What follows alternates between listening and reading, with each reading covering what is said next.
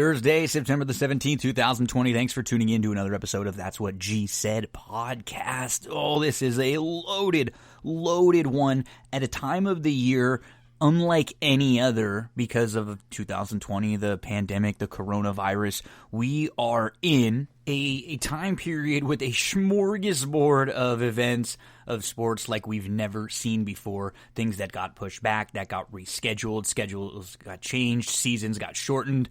And now we're here to a point where I'm going to have an episode now that is going to discuss 24 races over 3 different days, Friday, Saturday, Sunday, 3 different tracks. We're going to talk Belmont and Churchill for Friday, Belmont, Churchill, and Woodbine for Saturday, and then a couple thoughts on the Woodbine Saturday Stakes.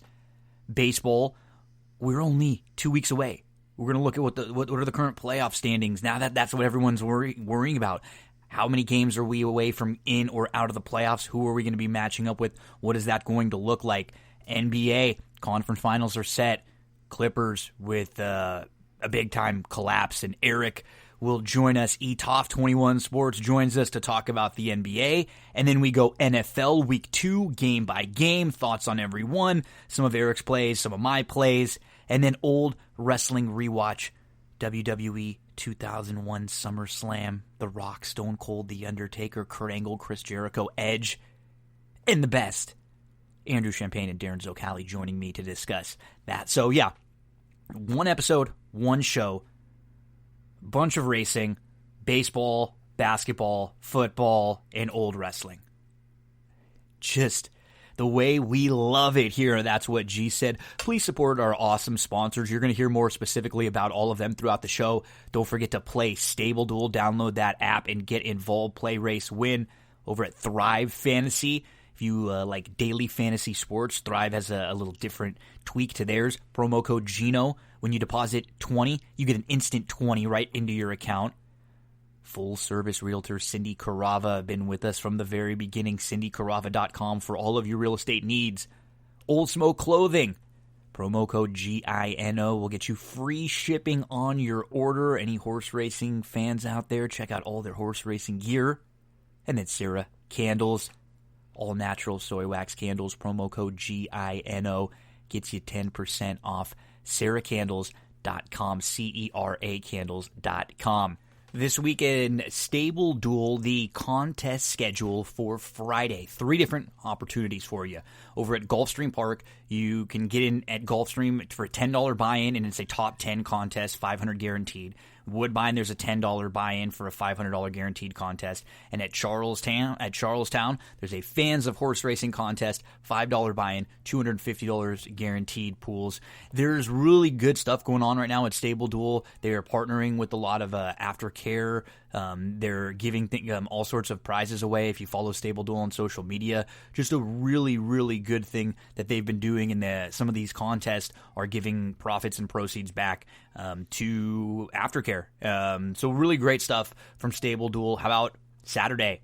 Woodbine, $25 buy-in, top 10. We're going to talk about some of those Woodbine races right here. $750 guaranteed pool at Charlestown. They got the $10 buy-in, the top 10. And on Sunday, Woodbine, Monmouth, 2 different Monmouth contests. $5 buy-in. It's for the aftercare charity contest, and then there's a $25 buy-in. And then at Woodbine, it's a $10 buy-in. So contest Friday, Saturday, Sunday. One more time: Friday, Gulfstream, Woodbine, Charlestown. Saturday, Woodbine, Charlestown. Sunday, Woodbine and Monmouth. All the opportunities. You hear us talking about Stable Duel quite a bit. If you ever have any questions, what is Stable Duel? It is horse racing contest, daily contest that you can get into where you play against a bunch of other people for as little as, the amount that I said for the buy-ins, $5, $10, $25. Sometimes they have contests that are a little bit bigger for the $50 and $100 players. But it's a ton of fun because it gives you the opportunity to build a lineup based on a salary cap. You can't just pick the favorite in every race all the way down. So no stables, nobody that you're playing against is going to be able to outbuy your stable. It's not like, somebody hit that. You can play multiple entries, but in each entry, you're still going to have to formulate a lineup. So if you play a bunch of different ones, nothing is guaranteed. That's what's really great about these contests. And you can really, really start to figure out strategy, what you're doing, how you want to build. Like for me, I'm always using, if there's 10 races, you have to fill 10 slots, you have a $50,000 salary cap. I'm always using one horse in each race all the way down, because that gives you the max opportunity for max points. If you use 2 horses in one race, the best you can do is finish first and second. And I can finish first in every single race. Now, if there's 8 or 9 races, obviously you can't do that. You got to pick and choose. You're looking for entries. What you're really looking for is who's getting bet down on the morning line. If you are someone who feels like you look at morning lines sometimes and they're off, and you always know the horse that's going to get bet down from 6-1 to 5-2, or from 10-1 to 2-1, whatever it is, you find those horses, you always say, this horse is going to be way shorter. Because I do that quite a bit. And so a lot of times, and we have to be able to do that as a gambler, because if we see a horse that's 10-1 in our head, we can't go, oh, great, they're going to be 10-1. If we know they're going to be 4-1, that's how you have to make your own line. So if you're in your head, if they're a 4-1 shot and you see them up there, that's what's great about this game. You're finding inefficiencies. You're using strategy. Hey, you can play, in a completely different way and win, completely different to what I said. But you'll learn your own strategies here and there, and I'm always happy to help you. Stable Duel. Next week we'll do a little lineup analysis again, where we break down one of the lineups and we build it. This week we got the show out a little bit early, so we didn't have the Saturday races out, but you can get an idea of who we like based on Saturday Woodbine stuff and throw them in your Stable Duel lineups. The Dodgers have played 50 games of the 60. They're 35-15 right now. There is 2 weeks left in the baseball season before the playoffs begin, so we are literally now looking at the playoff seedings, what it's going to be like. Because remember, it's a different baseball playoff setup this year. Top 8 teams from each league make it in a best-of-3 series in round 1. So can you imagine if you're, I'm a Dodger fan. How scary is that round 1 when it's a best-of-3? You're going to be playing a team, like right now for the Dodgers, it would be the Reds, who have good pitching. Could the Reds win game 1, and then all of a sudden, you're the Dodgers, and you're going, we could be done tomorrow, 2 games. This season's a little bit different because it's a shortened baseball season, so I understand why they have to do this. If they ever want to keep this expanded playoff format for future seasons, which is something that Rob Manfred has said, they have to make the first round at least a best-of-5 series. You can't have a baseball season that's 162 games, and you could be a team that wins 100 games and you lose 2 and you're out. It just can't happen. You have to have baseball's a season that's longer. In a shorter season, shorter playoff series are fine. They're scary as hell. But I just hope this is something that if they keep it, they got to expand it to 5. So right now in the National League, the Dodgers are the number 1 seed. They're 35-15. They are the first team to clinch a playoff spot. They are in the playoffs no matter what. They can lose their last 10 games. The Reds are the 8th seed right now. So the Dodgers would play the Reds. They are hot. They've won 5 in a row. They're 25-26, still a game under 500, but they are just sliding into the 8th spot right now with the Cardinals as the number 9 seed and the Brewers as the number 10. The Cardinals are mere percentage points behind the Reds. The Brewers are a game behind, game out of the wild card spot. The 2 seed in the National League is the Cubs. They're 30-20. They've won 4 in a row. They would play the 7-seeded San Francisco Giants, who are 500. They're 24-24. Number 3 seed is the Braves, 29-21. The 6th seed right now is the Philadelphia Phillies. They are 24-24. And then the 4-5 matchup would be the San Diego Padres and the Miami Marlins as the 5 seed. They are 25-23. Padres are 32-19. They actually have the second best record in the National League, only behind the Dodgers. But because they're second in the division, the best that they can be seeded is the 4th spot. So they have to be placed behind the other division winners. Over in the American League, the White Sox are on top right now. They have the best record in the American League, 32-17. They're 8-2 in their last 10. And if they got the 1 seed, they would be playing the Houston Astros, who are the number 8 spot, 24-25, 3-7 in their last 10. The Rays are currently number 2. They're 31-18. They would be playing the Indians, who are ice cold right now. They're 26-23. They have lost 8 in a row. 3 seed is the Oakland A's, 31-19.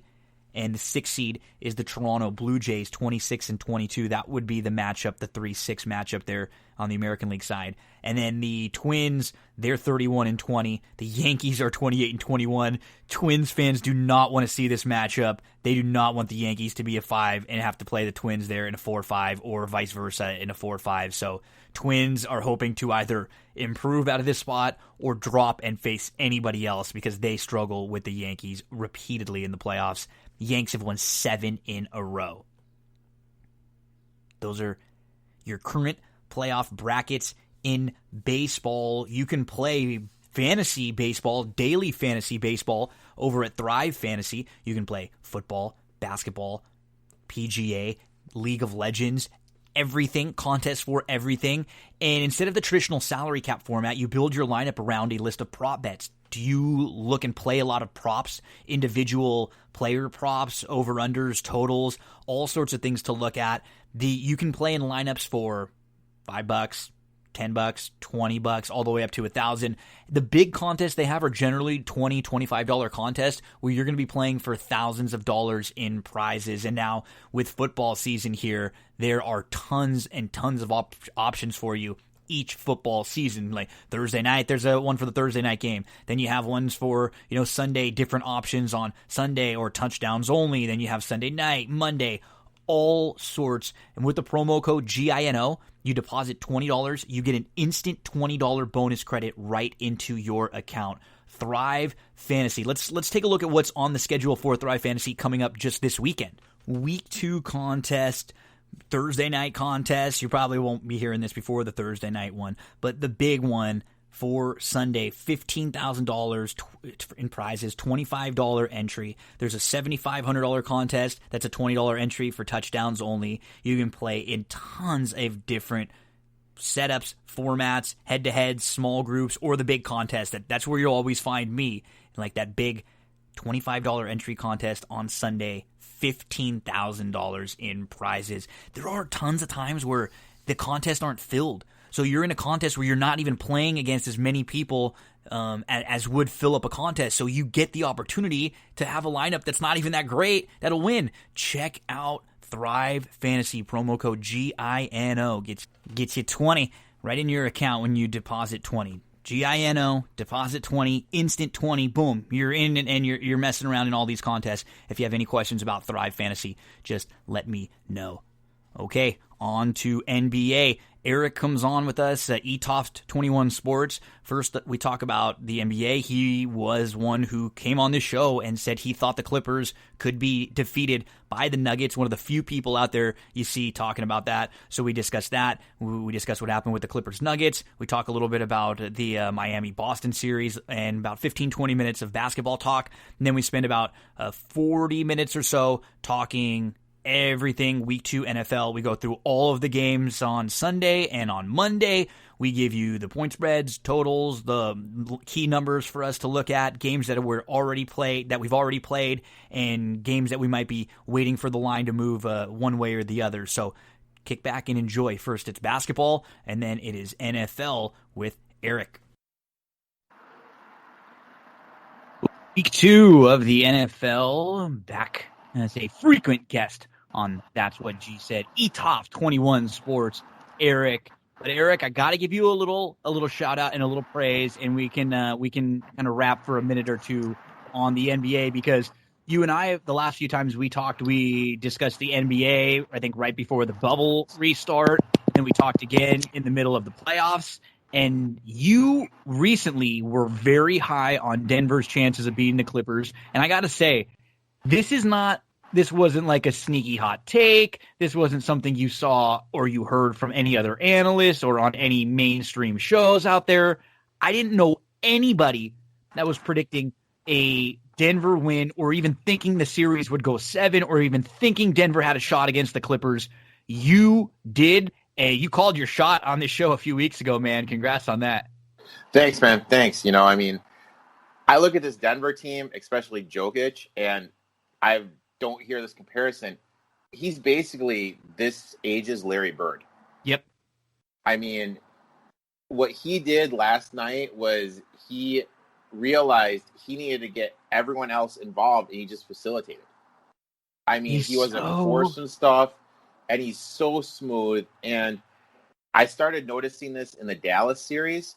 Everyone talks about how good George and Leonard are defensively. Why weren't they checking Luka? And then when Murray was getting his last night, why weren't they checking Murray?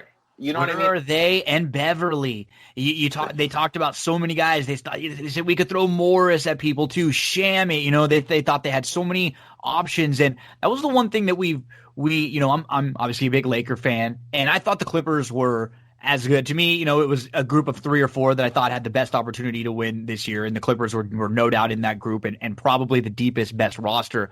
The one thing that just rubbed me the wrong way, and we're hearing a lot of it now afterwards, was they really acted and carried themselves like a team that had already won 2 or 3 titles, with all the load management, not really taking the regular season seriously. The way they talked, they always talked about, when we get a full team, when we have everybody together, or our upside, or when we turn it on. And that's the kind of thing that, the Warriors after a couple years are allowed to say, or the Lakers after winning 2 titles, which like teams that have been there and done it over and over.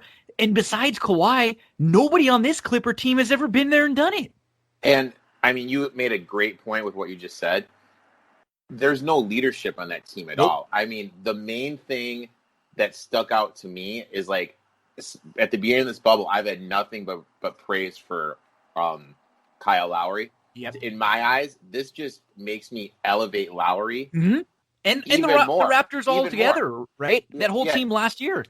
Even more. And, like, Leonard even said afterwards, this team needs a higher IQ. I mean, that's him basically calling out Doc without calling out Doc. And I'm really good friends with this guy. He's an NBA exec. And I sent him a text message during the game about Lou Williams. And his reply was, the worst thing they did for Lou was sign Morris, Jackson. Because all those guys did was cut into his shots. Yep. And then if Lou's not getting his shots, he just becomes totally disengaged. And he's it's someone that they just attack on the defense. They just go right after him over and over and over, and they try to get a switch they screen, they try to get a switch, so it's Murray on Lou, and you can't. And then unfortunately too is another thing that what we do see in the NBA and what we do see in series, I guess in baseball it happens too, and in hockey, but in the sports where it's a series, you don't quite see it as much in football. Anybody can kind of beat anybody in one game and it's not that crazy, but in a long series, your weaknesses always come out. Yep. Even if it's for one game or if you lose a bunch, whatever it's going to be, whatever your weaknesses are, they're going to show themselves at some point. And all of the weaknesses that we didn't think that the Clippers had many, they had a few, but they all came up. They didn't have a lot of bigs. That was the thing all year long. Yeah, they couldn't rebound. It was Zubac and Harrell. And they didn't really have any other bigs. So that was the thing as a Laker fan. I was always wondering when the Clippers were, and the Clipper fans, everybody were so confident about the Clippers getting there, beating the Lakers. And I wondered how they would match up with teams that had a good big like this. At least with the Lakers, win or lose against Denver, what's nice is you look at the way that the Lakers kind of set up. Jokic, they have 3 bodies they can throw at him. They can throw guys at him. McGee, Howard, and then obviously late in the game, I'm sure it's going to be Anthony Davis guarding him. And so that's what's nice. They have 3 guys bigger than, or probably as capable as just the one that the Clippers had was Zubac, who's just sort of kind of like been like picking up heavy minutes now. He was a guy who was only playing like 10, 15 minutes a lot of the time, and now he had to play 30. So it was, Doc. Doc's been there now. Erik, this is the 3rd time Doc's had a team where they were up 3-1 and they lost. He's also had 3 other teams where they were up 3-2 in a series and they lost. And, we want to rip the Clippers because I think you should. We also got to give some credit to Denver, but I don't know if I've ever seen a team where it, like, the moment you saw it so visibly, you see it happen to a player or two now and then. I think I see it in baseball. Like in the playoffs, sometimes you see hitters get picked on over and over and pitchers can just figure out that they can't hit the inside curveball, whatever it is, and they just go after them over and over. And last night in that 4th quarter, the first 6 or 7 minutes when the Clippers didn't score a basket and Paul George is throwing balls off the side of the backboard, and and Kawhi is just missing the shots that he's always made. It was one of the crazier things I've ever seen in sports. I mean, the thing with George, it's like, in my eyes, what makes George good is he's 6'9" in his mid-range game, and that totally was non-existent. Mm-hmm. He relied on the threes too much. And then with Leonard's like, he tries to get his, and if a player happens to cut or someone snags off, he'll dish. It doesn't. Mm-hmm. It's not like he looks to facilitate. He's not a playmaker, no. Like Jokic. That's a skill that he's acquired in his last few years, but that's not like his go-to. He's a go-to scorer and defensive player, and he's sort of lost a little on the defensive end. Like you said, he physically kind of can't go both ways as much as he used to. Yeah, I mean, like, if I'm the Clippers, you got the free agent market for point guards. I mean, Goran's coming up, but I mean, I just don't know if they'll be able to afford him and everybody else. But the fact that this team needs a point guard wasn't more evident last night. Mm-hmm. They need someone to facilitate, and they just don't have that. Like you said, no true facilitator, ball handler, which is funny because that was a kind of a complaint about the Lakers all year long. They only have LeBron. We've seen Rondo help out a little bit in the last few games, but at least they have like a Caruso isn't a facilitator, but he can give you a few minutes where he can sort of just bring the ball up and get a couple guys the ball. The Clippers don't even Beverly's not even really that. He's a 3-and-D guy. He's not even going to really bring the ball up and get you set there. That's not really Shamit. He's more of a 3-point shooter, and he can play some pretty good D. You're right. And even, Paul George and Kawhi, they're going to handle the ball most of the time, but they're not true. They're wings. They're not true ball handlers. They're very good, skilled, wings that can handle the ball, but they're not your point guard. And even Lou Williams, he checks score off the bench. Yeah. And I mean, you mentioned Paul George before. His closeout games, his last 4 closeout games, 5 for 21, 2 for 16, Dame hitting that 3-pointer to win it, and then last night 4-16. I mean, this guy's showing that he's just not a clutch shooter. Like, he just can't deliver in the clutch. And I mean, and everyone talks about Giannis leaving. No one's talking how Kawhi can opt out after next year. I remember when Kawhi, what I mean? He could, and they gave up so much to bring in Paul George. Oklahoma City basically is in charge of the Clippers draft picks for the next 5 years. They've got control of them, and they can pick swap with them, or they've got the pick. And we heard a lot about how the Clippers were going to be a team with Kawhi leading them. There's no drama. Anytime there's a LeBron team, there's all this drama that follows him. All eyes are on LeBron. You get all this. People start talking. The team does this. Well, what's just funny, this year's Lakers team, and, as a fan of a team, you follow everything that's going on.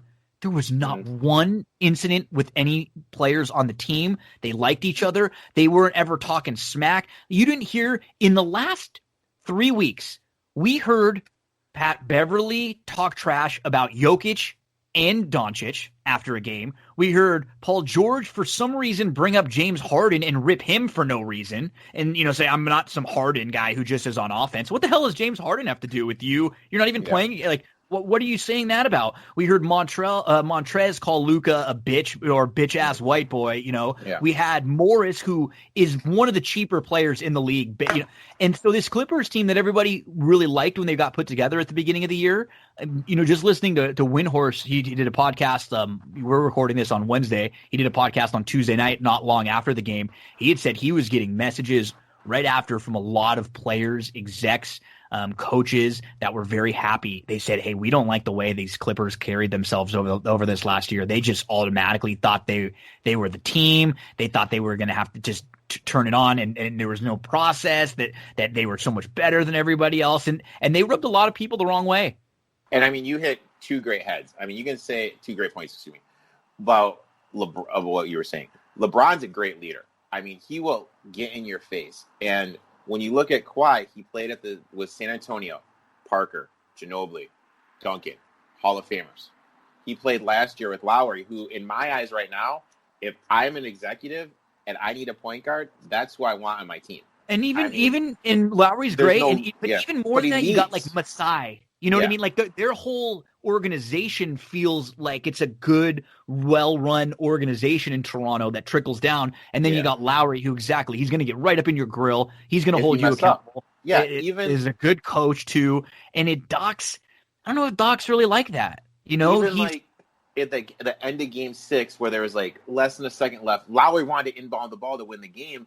Nurse called a timeout. Lowry got in Nurse's face. He's like, dude, what are you doing? We could have won the game. But there's like, who's that guy in the Clippers? You know what I mean? Like, Leonard's just kind of there, just kind of doing his thing, not being vocal. He leads by example. Yeah. Exactly. But you need another. It's funny, even like on the Lakers, let's say they didn't have a LeBron there. Davis will talk a little, but like a Jared Dudley. He's someone who literally will go up to anybody and tell him what the hell to do just because he's been there and people respect him. And he's not even someone that gets any minutes. It's for a team that was so deep and so veteran and that so many guys that we thought were going to be there. It just, it crap. I mean, a week ago, they're up 3-1. Yeah. Go ahead. Yeah. Yeah. You made a good point though about like how the way the Clippers carry themselves. Like I saw this thing on Twitter about how everyone was like, oh, they were out of shape, blah, blah, everything. You mentioned Rondo. Rondo looks better now than he did during the season, shape-wise, like cardiovascular-wise. There was Melo, same thing. Gary Harris, same thing. All these guys came back in shape. If you want to win a championship, Junior, he looks better. Like all these guys, there was a story about Rondo that said that when he was cleared to be able to come back to practice, the guys on the Lakers all have a group chat, a text chat, and he laid out his clothes for practice like a kid would do for their like a parent would do for their kid, like the first day of school. And he took a picture, and he sent it to the group chat. He was so excited. He had been waiting and training and just wanted to be able to get back out on the floor. And he'd been bad a lot of the year, but damn, he was able to flip the switch and be playoff Rondo. So now we're down to the Final Four. We got Lakers, Denver, and I mean this was a year for the Clippers where. And now it's a year for all of these teams. It was a year that we knew was going to be wide open because we've never seen any of these groups that are currently together make a title run. And so we just didn't really know which one was going to step up. Everybody sort of assumed it was the Clippers. And I will never forget. I'm sure so many people are watching that game like I was and just assuming at some point they were going to turn it around and go on a run. And you could just see when Murray had that second quarter, the Clippers were up by 12, and then Murray just goes ballistic towards the end of the first half, and all of a sudden it's a really tight game. You could see the Clippers get nervous again, and I think that was it right there. They just had no life in the second half. They just put some scoreboard pressure on them, and then they started pressing. Guys got nervous, and you got arguably the best center in the game who's going to facilitate. You got defenders that can hit in Harris, Grant, and you got Murray, who's like everybody is just realizing. And Calipari, when he got drafted, said this guy's going to be one of the top players in the league. If like I said it last time I was on, if Murray played like in LA, here in Chicago, or like Miami, New York, a bigger market, this guy would be like the lead night in and night out on ESPN. But he's not because he plays in Denver, which is a smaller city. I mean, this kid is good as hell. What he's done in this playoff run is going to be looked back and talked about for a long time. It is not just some player having a nice run. He has been incredible. He did it with the 50-point barrage, a couple against Utah when they were down, and now he did it against the Clippers team that was the favorite, the betting favorite to win the whole thing. And now, I mean, if he were able to get through the Lakers and Murray and Jokic get there, talk about earning it, talk about being down 3-1 and coming back 3-1 again and coming back, and we'll see as this series is going to open up on Friday. And yeah, we're down to the Final Four. We also had a great start on the East with a real tight late game that went to Miami with that incredible block by How do you not go up with two hands there? How do you not go up with two hands? And then Boston, I mean, it was a great play, but when you look at it, Boston gave up 35 in the fourth quarter, which you cannot do in a playoff game. And their last four possessions, it was all Kemba or Tatum going one-on-one with absolutely zero ball movement. You had no ball movement, awful jump shots going late in the clock. I mean, I was on Boston -1.5, and they deserved to lose that game with that fourth quarter. you can, when you watch them, they do become sort of a tale of two teams in the first and the second half, because like you said, they move the ball so well in the first half, and then you're getting Marcus Smart. When Marcus Smart's hitting his threes, it's like when Rondo and Caruso on the Lakers are. You just, if you're the other team, you're just like, we're in trouble, because this guy's not normally going to be just a sniper from the 3-point line. And then they get very stagnant late. They get into a lot of it. Tatum's awesome. But when it's too much of Tatum and it becomes too predictable, they're able to defend him. And Tatum, sort of like you said with Kawhi, Tatum's becoming a better playmaker. That's just not his thing, though. He's more of a scorer. He'll hit a cutter, or he'll make a good read, but it's hard for him to go out of his way to find someone, or to find the right open or make a great pass. And so, yeah, we got a couple fun series coming up. We'll see what happens in the East, but we are going to talk about NFL Week 2. So Week 1, man, I mean, there's nothing like, we love all sports. There is just nothing like, though, that NFL Sunday, especially the first Sunday. We haven't had, a full slate in a while, and with all the fantasy stuff going on, the daily fantasy, the betting, and then the personal rooting interest that everyone has. I mean, there's so much action. It's unlike anything else. Oh, it was great. I mean, I get up early as is, but I was up like at 3:45 a.m. That's how excited I was. Excited, yeah. I had like my spreadsheets out, for, like building my fantasy teams, like locking everything in, and like for the first 3 quarters with my Lions up 23-6, I was on cloud 9, and then the 10th time for Matty P losing a fourth quarter lead happened. So, and it was almost eerily similar to last year's opening game when they tied Arizona after the big lead early, and things won't go wrong in many cases when you blow a lead like that, and it comes down to the rookie running back Swift, who just got the ball wide open in the end zone that would have won the game, and he drops it. And that's unfortunate, because that's the first thing for a kid who comes in, and you're hoping that can be a big part of your franchise and your offense for years to come. That's going to be one of the first thing people remember for a while now, until he's able to have a couple big games and sort of redeem himself. Yeah. But I mean, like, that's his first drop. And yep. I mean, that's why, like, you and I have talked before, like, that's why it's important, like, after to, like, watch the games. Mm-hmm. I mean, the fact he was in there in that situation, plus he was in there in goal line situations, that shows you how much the Lions think of him. And it's not like he's a kicker that misses a kick. Yeah. He's going to get reps and reps and reps. You're not, you know what I mean? This guy, like you said, it just sucks that happened to be one of the first big moments of his career, and the Lions go down in Week 1. But we're going to get to the Lions in a minute. We're going to start with we're recording this Wednesday evening. It'll probably be out middle of Thursday, so I'm not going to chance the Thursday stuff. We're not going to talk about the Thursday night game, but we will talk about everything afterwards. And we're going to start with Carolina at Tampa. So 2 teams that lost in Week 1. Carolina, that play call at the end of the game. I don't like when it's 4th and inches and you don't even have your best player involved in the play in some way, shape, or form with CMC there. And then we had Tampa, who they ran into a good team. The Saints are always going to be one of the best teams in the league. They perennially are. And Tampa with Brady there and some new pieces, it wasn't absurd to see them be a little off in spots. Brady still had some good throws. He looked old in some other spots. So Carolina at Tampa, the line currently is Tampa minus 8.5. Over-under is 48.5 here. What do you think about this game? I mean, for me, you're right. I can't get over that play call. I cannot get over that play call. Gosh. I mean, I'm thinking put Bridgewater under center and just freaking sneak it. Have the fullback push him, or give the ball. You want to give the ball to your playmakers. You're 100%. This Panthers defense is really poor. Terrible. I mean, they're really poor. And I don't know after game 1, are they as poor as they showed, or is Oakland's O-line as good as they show?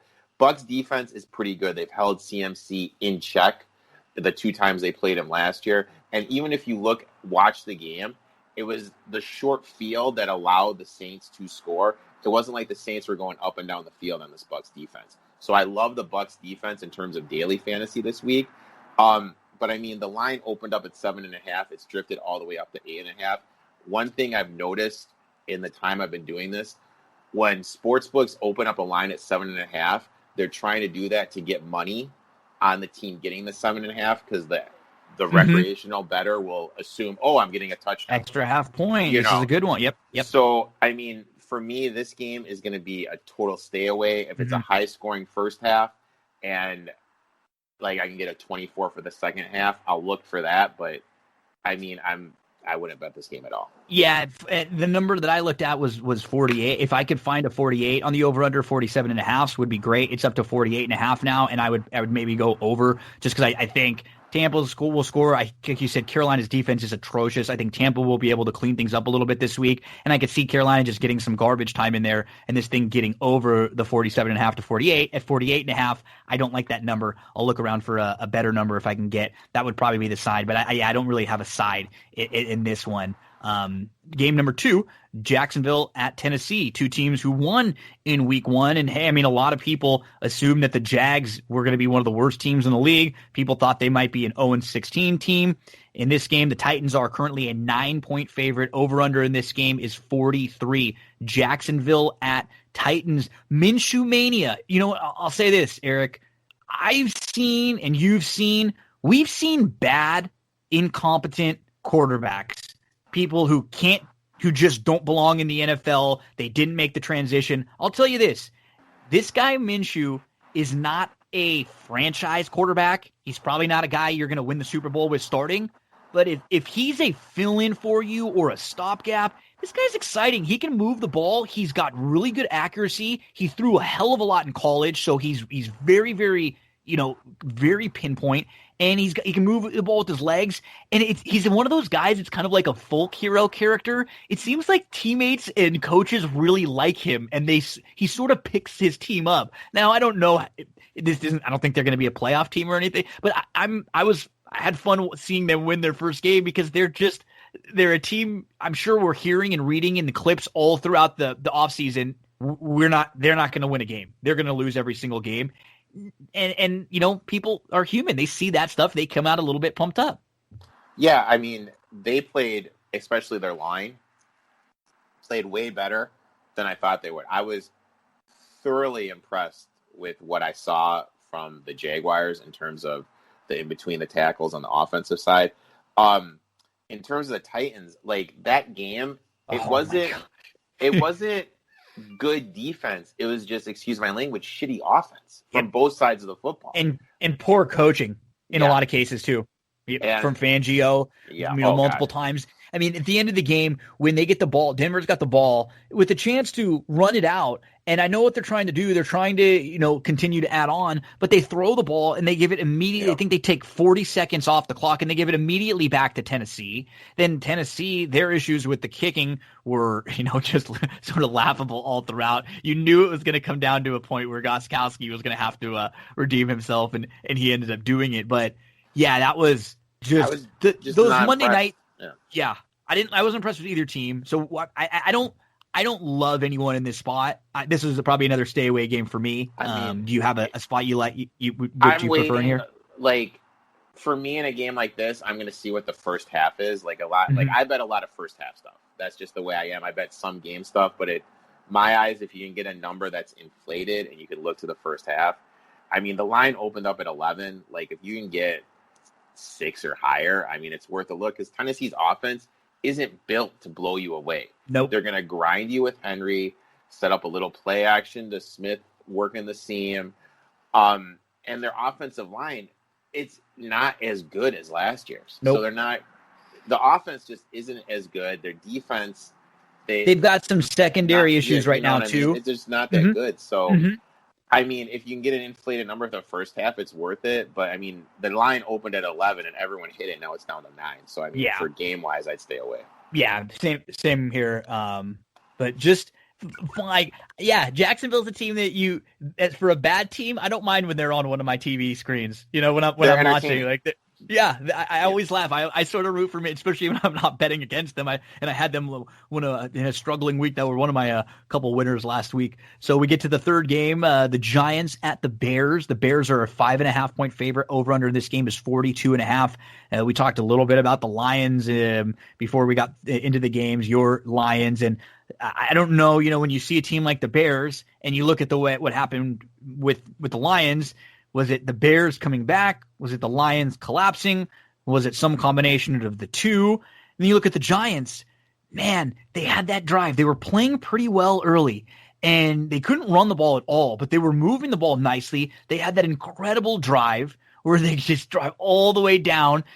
Daniel Dimes is making great plays, great decisions. He's not forcing anything. And then they get to the 4-yard line, and he throws that just awful, awful pick. And that changed the complexion of a game that might not have been, you look at the score and it was a little closer than that, because that's such a huge turning point and a huge swing in that game. With the Giants, do you trust that they're not going to, or he's not going to make a mistake like that? A lot of the time, it's hard to gauge. Where do you stand on this Giants-Bears game? I mean, like, when I came on and we did the schedule preview, I said the word situation all the time. And this is like one of those situations I'm talking about. Yep. You have a team like the Giants who, in my eyes, that game came down to 3 plays. The touchdown at the end of the first half when the Washington should have been stopped short, but he wasn't. The touchdown, the Danny Dimes rolling out to his left, throwing across his body, INT. And then there was a play where there was a fumble, and there's like, it seemed like the whole Giants defense was around it. And just Juju Smith, and somehow Juju got it. It's like 5, so, right by the sideline, and it was right after the pick, right? I think it was the pick happened, and then Pittsburgh's driving, and it feels like, the Giants are about to get the ball back. This like never happens. Normally the momentum swings, and the team immediately goes and score, and then we look up, and the Giants don't get the ball, and Juju's actually at the bottom of the pile. Yeah, I mean, like, for me, this is one of those perfect situations. And plus, also, I had a friend, like, we fell out of friendship, but he used to be a bookie, and he had this big thing of 5. He'd always say, he goes, when a team's getting 5, always take the team getting 5 or 5.5. That's what he would tell me. He goes, I lay that out there because I want the team that's the favorite to be drawing money to them. So I'm going to sit back, but I'm definitely interested in the Giants in this game, just because I think the Bears are insanely overvalued, and there's certain teams in the NFL that get overbet: Packers, Steelers, Bears, and Cowboys. So I'm going to kind of sit back, see if this line can inflate a little bit. But I'm definitely intrigued by this Giants team right now.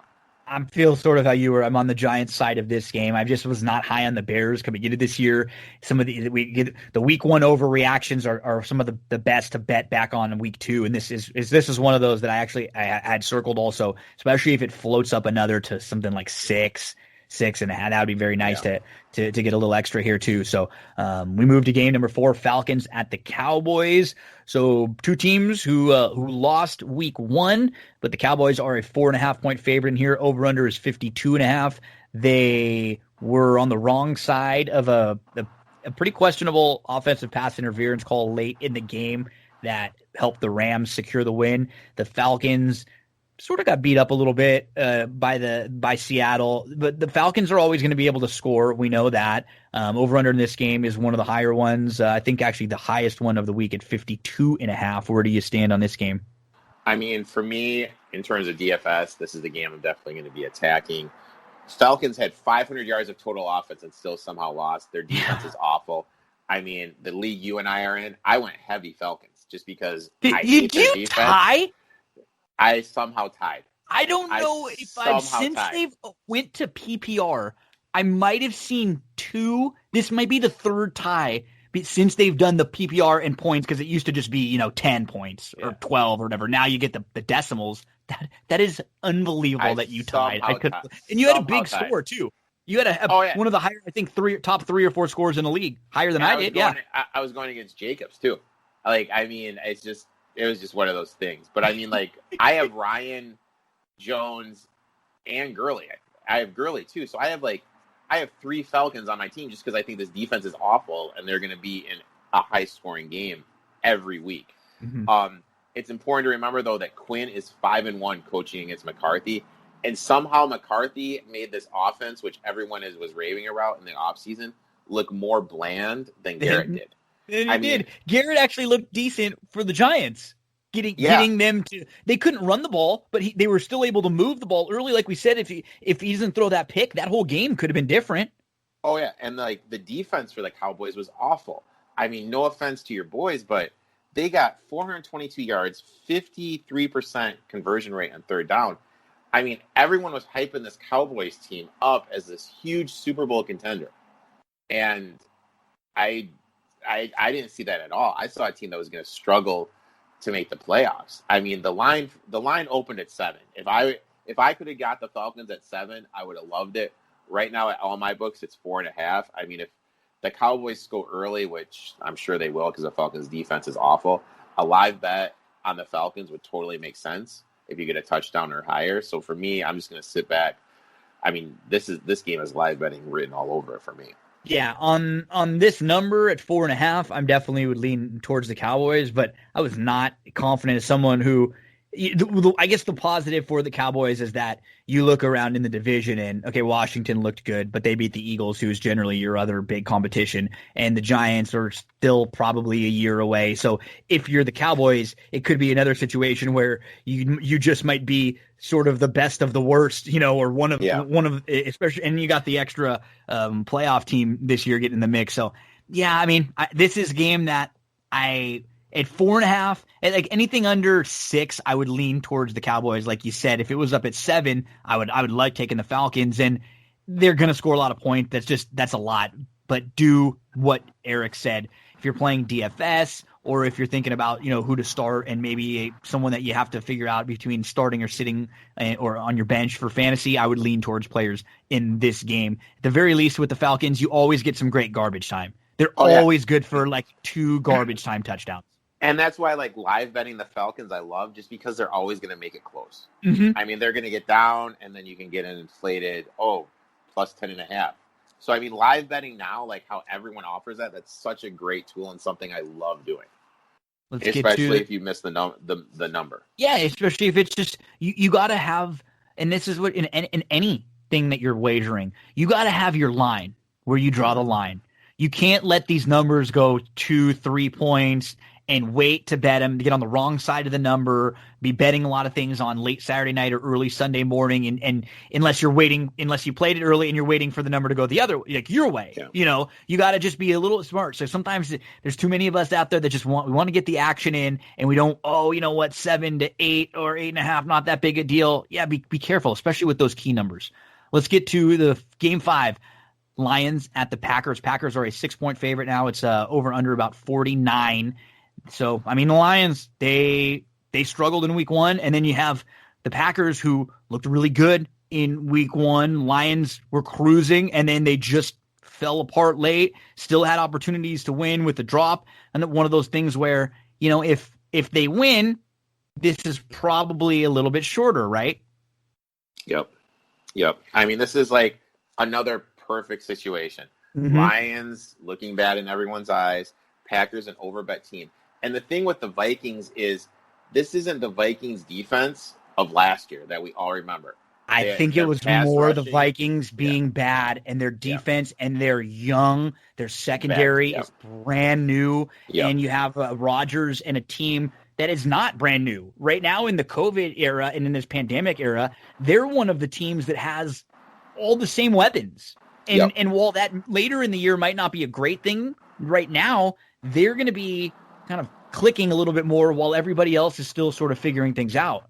Yeah, I mean, the Vikings secondary is bad. Rodgers just picked that apart. I mean, for me, Lions had 3 DBs that had hamstring injuries.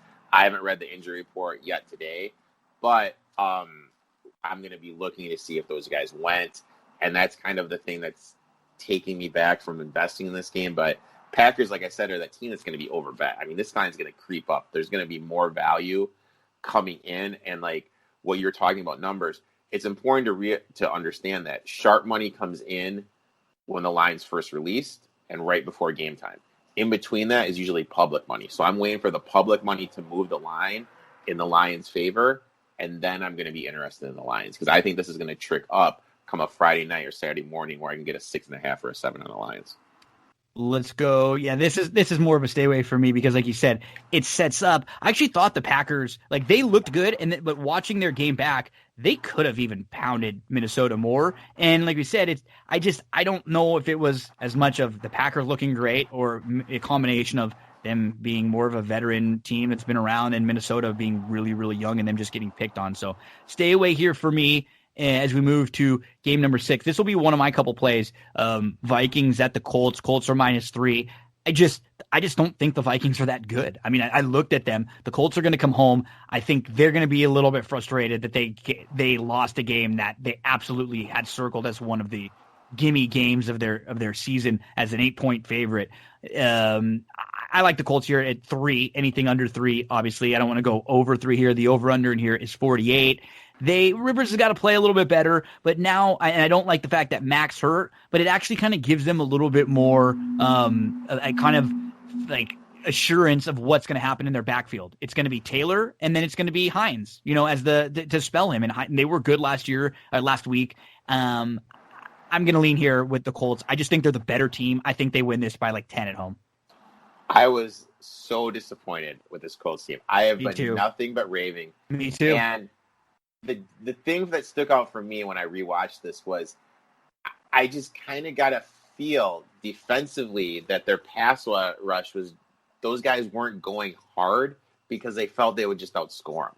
As crazy as it sounds, I just kind of feel like the Colts were like, oh, we'll just outscore them. Like the defense wasn't giving an effort like I thought they would. And that's the thing that really upset me after how high I've been on this team. Rivers is just a check down Charlie. Hines is a huge DFS play. But I will say this. I love Paris Campbell this week in DFS.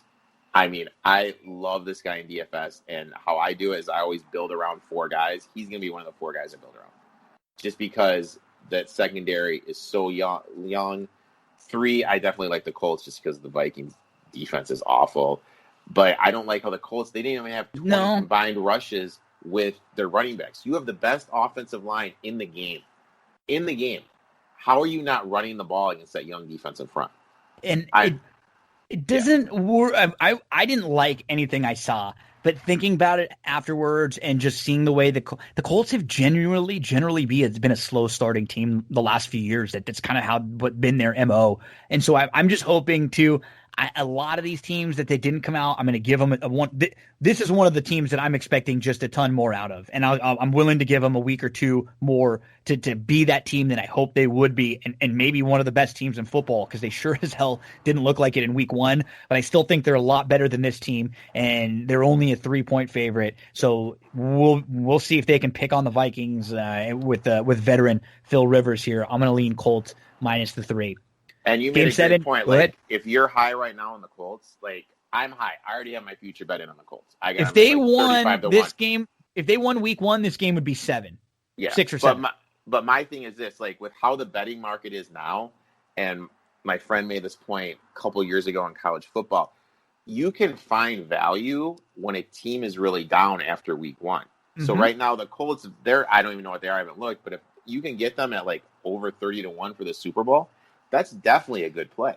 Always the time to play right after the bad. That's just the way that gambling is. And because the general public wants to do the opposite. They want to go against the team that just looked bad, and you have to be able to dig. And that's what we do. You watch all the games, and you can find little things in each game. That team didn't look as good as everybody thought, or that there was a few things that could have gone either way. We get to the Bills at the Dolphins here. Bills are a 6-point favorite on the road. Over under in this game is 41. Bills won week 1 against the Jets team that we'll talk about next, that they looked like one of the worst teams in the league. Dolphins, this is another game that I watched. New England played well. Cam looked good. There were a couple plays in this game that were big plays. One of them was actually against New England where they fumbled the ball into the end zone. But 2 of the picks of Fitzpatrick, one at the very beginning, the receiver slipped, and Romo even mentioned it. It could have been a pass interference call. And then the last one was also a call that could have very easily been a penalty. And those, you change those interceptions and you give Miami the ball. They moved the ball. They actually had more yards per play than the Patriots in the first half. And the Bills aren't a team that you think of scoring a ton. So I don't know about the Bills being a 6-point favorite on the road. This is a game where I would lean towards the Dolphins. It's not going to be a play I have quite yet. If I could get this game up to 7, then I would definitely lean towards the Dolphins. Yeah, I mean, it opened at 3.5. It, like you said, it's trading right now at 6. To me, this Bills team, the Jets are not that good, and Bills didn't look, when I rewatched it, that good. There was one play, I believe it was in the third quarter. John Brown was wide open in the end zone. Allen airmailed him by like 18 feet. And when Allen is your leading rusher and he's averaging like 4 yards a carry, that just offensively really doesn't do anything for me. And like you said, I thought this Dolphins team, I thought they played way better than they thought they were. I thought their defense looked actually pretty good. Yep. Offensively, they made some bad mistakes. And that's why you can get the value with just the people that bet on looking at the scores and the box score, not actually watching the game. You're absolutely right. If this can trick up to 7, oh my God, I'm all in on the Dolphins. Even at 6, I'll probably bet the Dolphins. Yeah, if it's at this number, I will probably have a little on the Dolphins, and at 7, I would absolutely make it a play. And they just, Fitzpatrick, he's a little bit inconsistent. They've got some pieces though. The Dolphins do. Like, they have some skill position players. They're young, so they're going to be a little bit inconsistent. But you said the Bills are a little bit inconsistent. This doesn't scare me all that much. We get to game 8, 49ers at the Jets. 49ers are a 7-point favorite. Going on the road, over-under in this game is 42.5. We also found out today that Richard Sherman is on IR, which was sort of a surprise to some people. They didn't really, see or think that he had any major injuries. It could only be a few weeks, but always a big blow there. But you're going to play a team that, after week 1, if we're just talking about what we saw week 1, they'd have to be considered the team that played the worst. Yeah. But also, if you look at the 49ers game, take away the broken coverage Mozart 74-yard touchdown reception. That offense didn't look that good. And the play that got them down to take the lead in the fourth quarter, Garoppolo threw it into triple coverage, and that DB from the Cardinals just he tried to make an INT when it was going to go out of bounds anyway. That led to the pass interference, which led to the Jared McKinnon touchdown. It wasn't really I wasn't really that impressed by this 49ers team. They're banged up. They still don't have their wide receivers back. Kittle was still a little bit banged up. They're very predictable right now. Yeah. And go ahead. Yeah. And then even on defense, they're missing DeForest Buckner. Ford and Armstead weren't beating people one-on-one. And then you and I talked after the draft, we weren't high on this Cardinals offensive line. So if you're not able to beat that level of competition, you know what I mean? That offensive line, and then defensively too, you're not the Jets aren't some wordle beater on the defensive end, but the Cardinals are definitely not. They're not a team that's going to be able to stop you. So if your receivers couldn't get open against them for Jimmy G's not the kind of guy that's going to carry you. And if Kittle isn't able to get his separation, if he's not completely healthy, and then they're just trying to run the ball, you can stack the box against them. This line is at 7. At 7.5 to 8, I go Jets. Yeah, the value is definitely on the Jets. You have a team traveling from the West Coast to the East Coast. This line screams take the Jets, and I'm just gonna wait. I like to wait right now just because if I can get the hook, I would love it. Even this 42.5, that's kind of screaming a little bit of the underplay for me, just because these offense aren't that good. And Bell's gone. Bell's out for 3 weeks, and you got Frank Gore. Is he even going to be able to manage a full RB1 workload? And this could be like that game that San Francisco played last year against Washington. I remember it was pouring. The weather was really wet. It was snowing. It was real bad weather. And they both just ran the ball. Nobody even really tried to throw it that much. And they were just I could see these teams just schmozzing it up. And so if it's a case, like you said, if it's a game that we think is going to go under and this line creeps to over 7 in a game that we think is going to be a low scoring game, that feels like too many points. I think the 49ers are going to win this game. They're the much better team. You wouldn't be shy. It's a Super Bowl hangover. It's nothing shocking the first couple games of the year, and you start to get things figured out. But they'll win. I think I just wouldn't be shocked if it was a one possession game or a close game here as we move to game 9. The Rams -1 over the Eagles. This line has moved quite a bit. Over under in this game is 46. I think this might be another one that we talked about. At least for me, I'm a Rams fan. I expected the Rams to play pretty well in week 1. New stadium. I thought they'd be pumped up. They seem like a team that likes each other a lot. They kind of cut a little bit of the fat in some of the contracts and around their roster.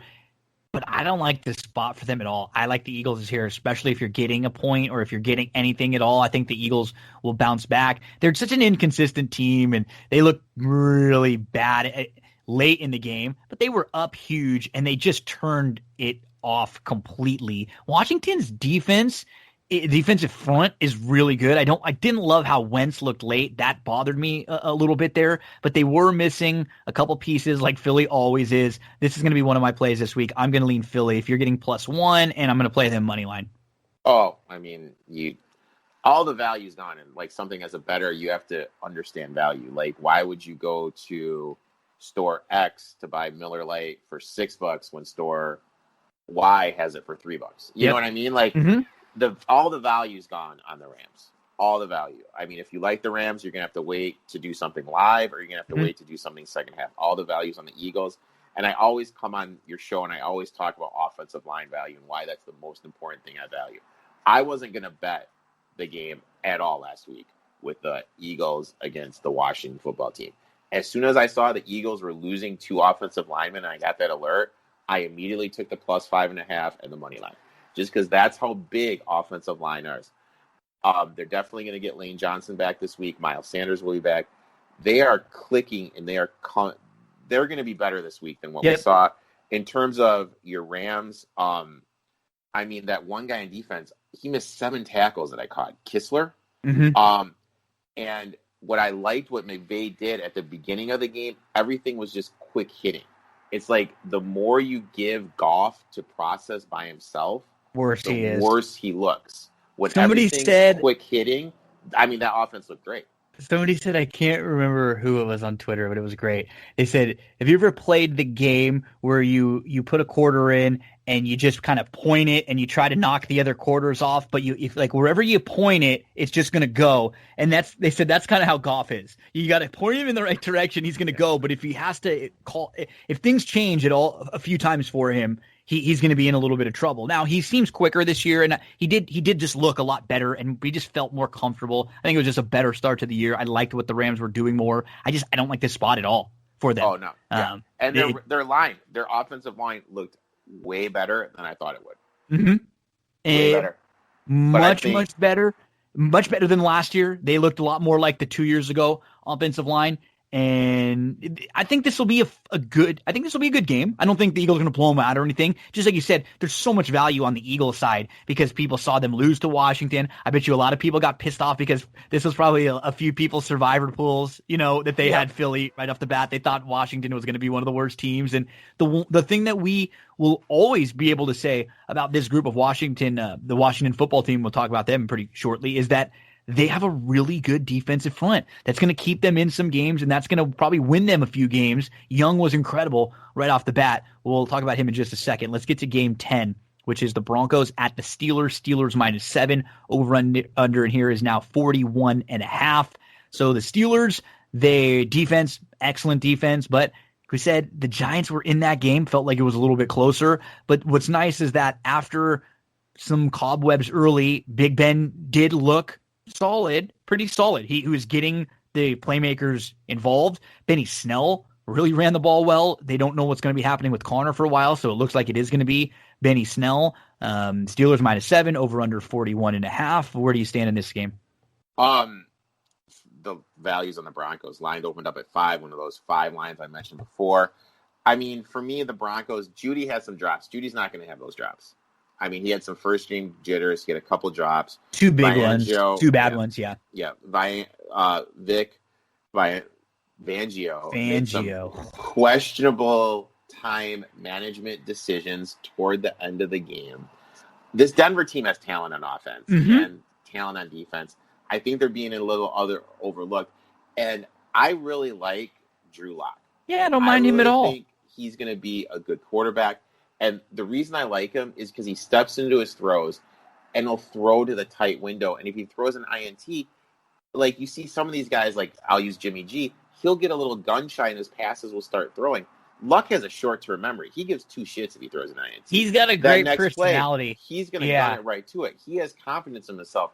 And that's the guy you want as your QB1. Steelers are banged up front in the offensive line, which is something you have to remember. Big Ben did look great in the second half, but when I was watching that game, I watched it again this morning.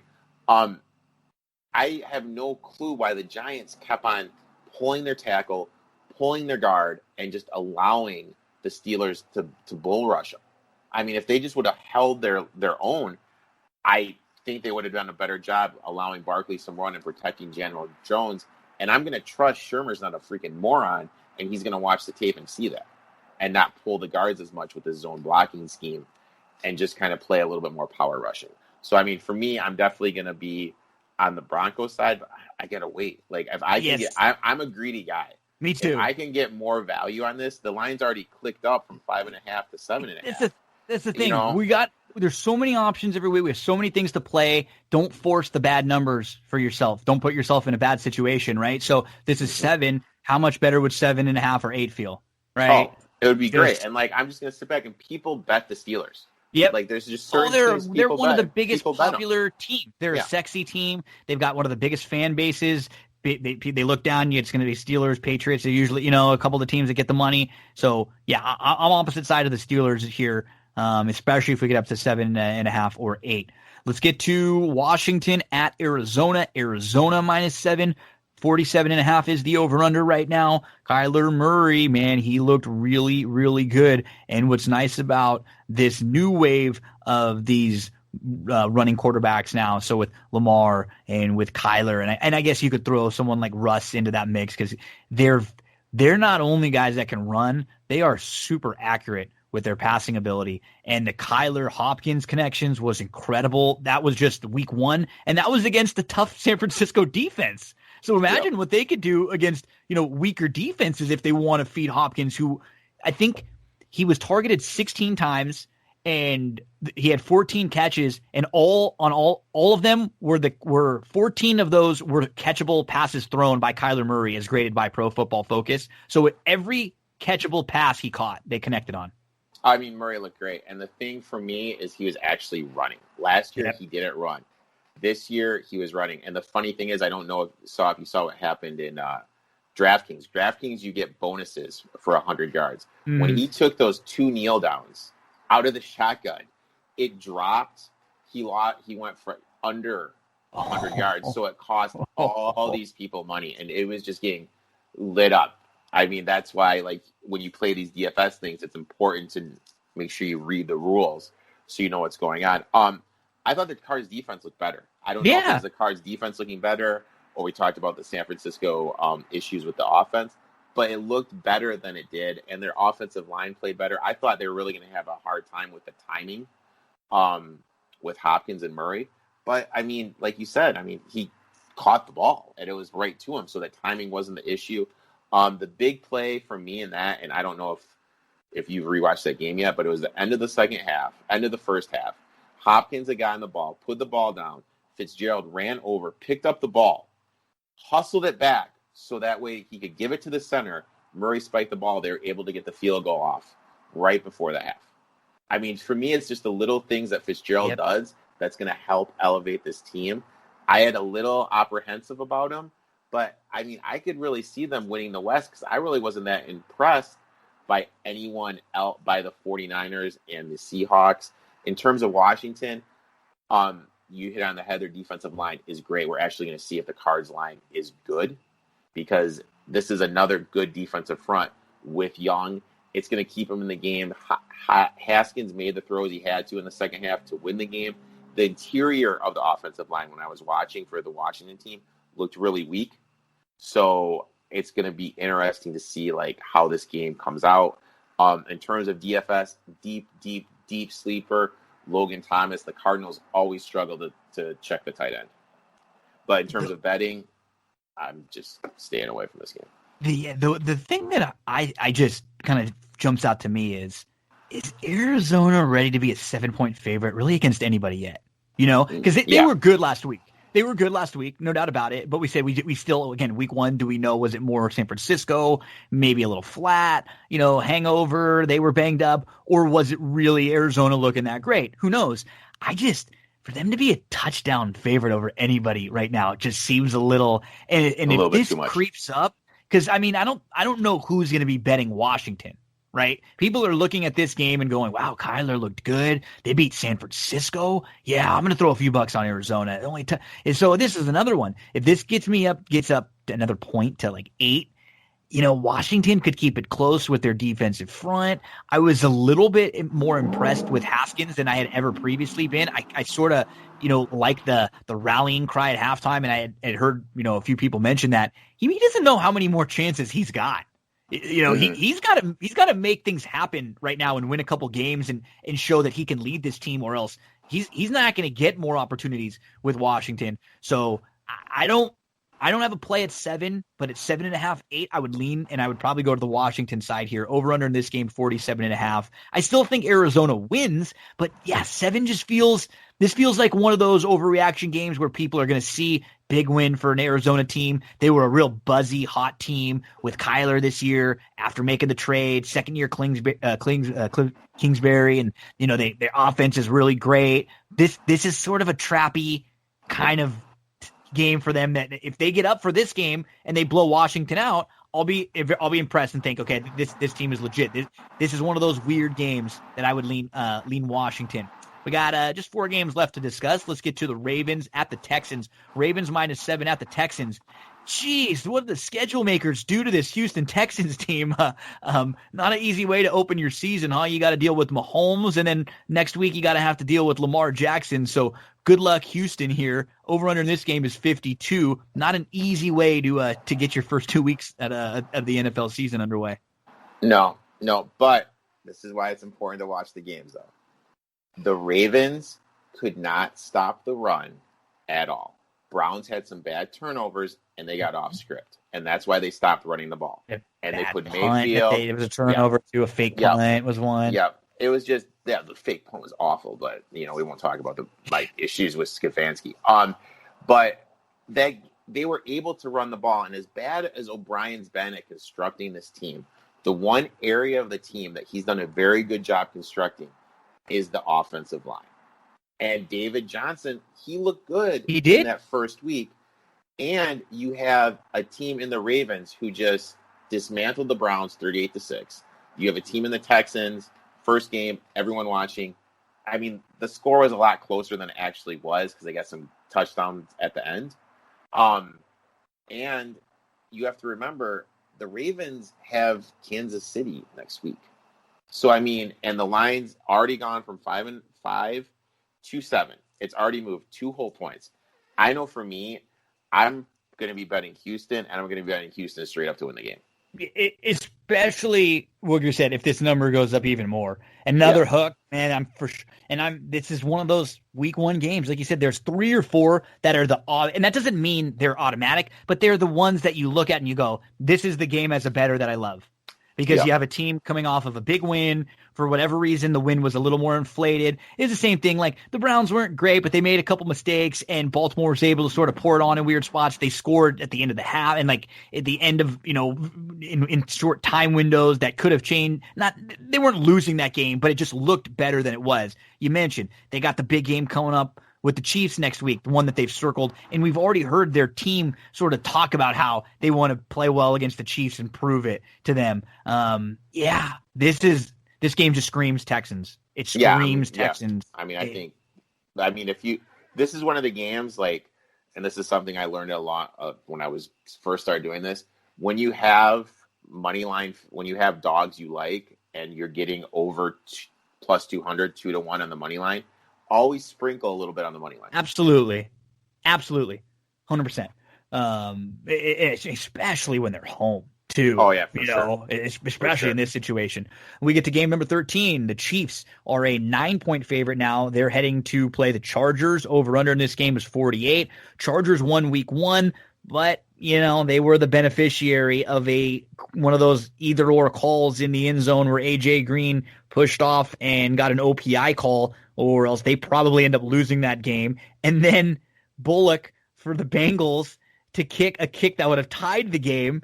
He slips and he pulls a hamstring and he botches the kick. And actually, he's been a pretty good kicker. He had a really solid year last year. So just an atrocious way to lose for the Bengals. But I did say Burrow looked like a good rookie would look. right? He wasn't going to be dominant, but he had some spurts. He moved really well with his feet. The nice little 20-plus yard run for the touchdown was good. So, I don't know what to do here in this Chiefs-Chargers game. This might be another one. Are the Chiefs looking ahead to the Ravens next week? But I don't really know what to do with the Chargers game. This is a real stay away for me. See, for me, the way I look at stuff, I think this game screams Chargers. I mean, the line opened up I at see why. 6.5 and 8.5. And when I watch the game, now, it's amazing to me because, like, the stuff I put out on Twitter, Instagram, or whatever, no one ever says anything when I'm right except for you this morning. Yeah. But when people always point out, like, tell you when you're wrong. I was always, to me, Kyle Edwards-Helaire isn't an every down back in the NFL. He can't pass block, pass pro. His first one, he gave up to a sack to the guy in the Texans who hasn't hit a sack in 2 years. No, and then he can't run in between the We showed how many tackles. goal line opportunities did he have. Yeah. And that was something that killed me in a couple fantasy leagues that I have him. Everybody got really excited after week 1 and said, oh, look, he was so good. He had, 20 points. But I was looking at it going, always the greedy one, right? How much he left on the table. There were 2 more touchdowns that he could have had easily. He got 6 or 7 more opportunities right at the goal line. So I think he's still going to be a very, very valuable asset, and he's going to be someone just being in this offense is going to give him tons of opportunities. He doesn't have a whole lot in the backfield to go against him, but I can see exactly what you're saying. He's got a little buzz, and he's one of those players that I think a lot of people are going to probably jump and use in DFS this week. And, I mean, you look at that game. I mean, how many just bad tackles on his big plays did the Texans have? Texans were off for a tackling. This Chargers defense is a good defense. You have Ingram, Bosa. They're going to be able to get some rush on Mahomes. I really think this offensive line isn't anywhere near as good as the offensive line as the Chiefs had last year. And the Chiefs have struggled with the Ravens type of offense historically in past years. And this is the Chargers are running a hybrid of that. Mm-hmm. So I really think this game is going to be really sneaky. And you also want to know, like, as a bettor, what I do is I always look at, and I do it in MLB all the time. Okay, what does Vegas need? Okay, obviously the 2 biggest parlays this week in the NFL are going to be Ravens money line with the Chiefs money line. Mm-hmm. Me as a bettor, I'm going to look the opposite way. Yep. I already know in my head I'm going to be parlaying the Texans money line and the Chargers money line. I'm going to be on both those. Already in my head, I've made that decision just because I know that's what's going to happen. And when I look at what I saw on the field, these teams aren't that, how can I say it? Number-wise, there's not that big of a difference. Mm-hmm. And the situation is just lining up perfectly with who they have the week after. Completely agree. And this is a game where I would not play the Chiefs. I'll tell you that. No. The Chiefs are a team that I just never play because they're a team that's always win or lose. So whenever they cover, they're very rarely undervalued. They're very rarely, the team where you're getting a couple extra points. They're always the team where you're giving up points, 2 or 3 more than you should. 2 games left to talk about. Sunday night game, we got the Patriots at the Seahawks here. Cam with the Patriots. They were able to beat Miami. Seahawks were able to beat Atlanta. So the Seahawks are now up to a 4-point favorite over under 45. What do you think about this game? I mean, for me, I think Seattle just got the beneficiary of playing the worst defense in the league. Offensive line I'm very low on. Defensive line, the whole defense in general is bad for Seattle. And for everyone that hates Cam Newton, if you're a Cam hater, this year you should just never go on social media. He has Bill Belichick now protecting him. Josh McDaniel is going to put him in the perfect situation. If you're a Cam hater, just put your phone down. Don't even go on social media. Patriots defense, they are missing some guys. It's not as good, but they do have Gilmore. Gilmore is going to be able to keep DK or Lockett, whoever he checks, locked down. I mean, for me, I'm definitely looking at the Patriots side. I think it's going to be a little low scoring than people realize, but it is the Sunday night game. And with those Sunday night games, it's important to remember that's the last game of the day. And what's going to happen? People are going to bet the over because they want points. So always that line tends to inflate. I mean, it opened at 44.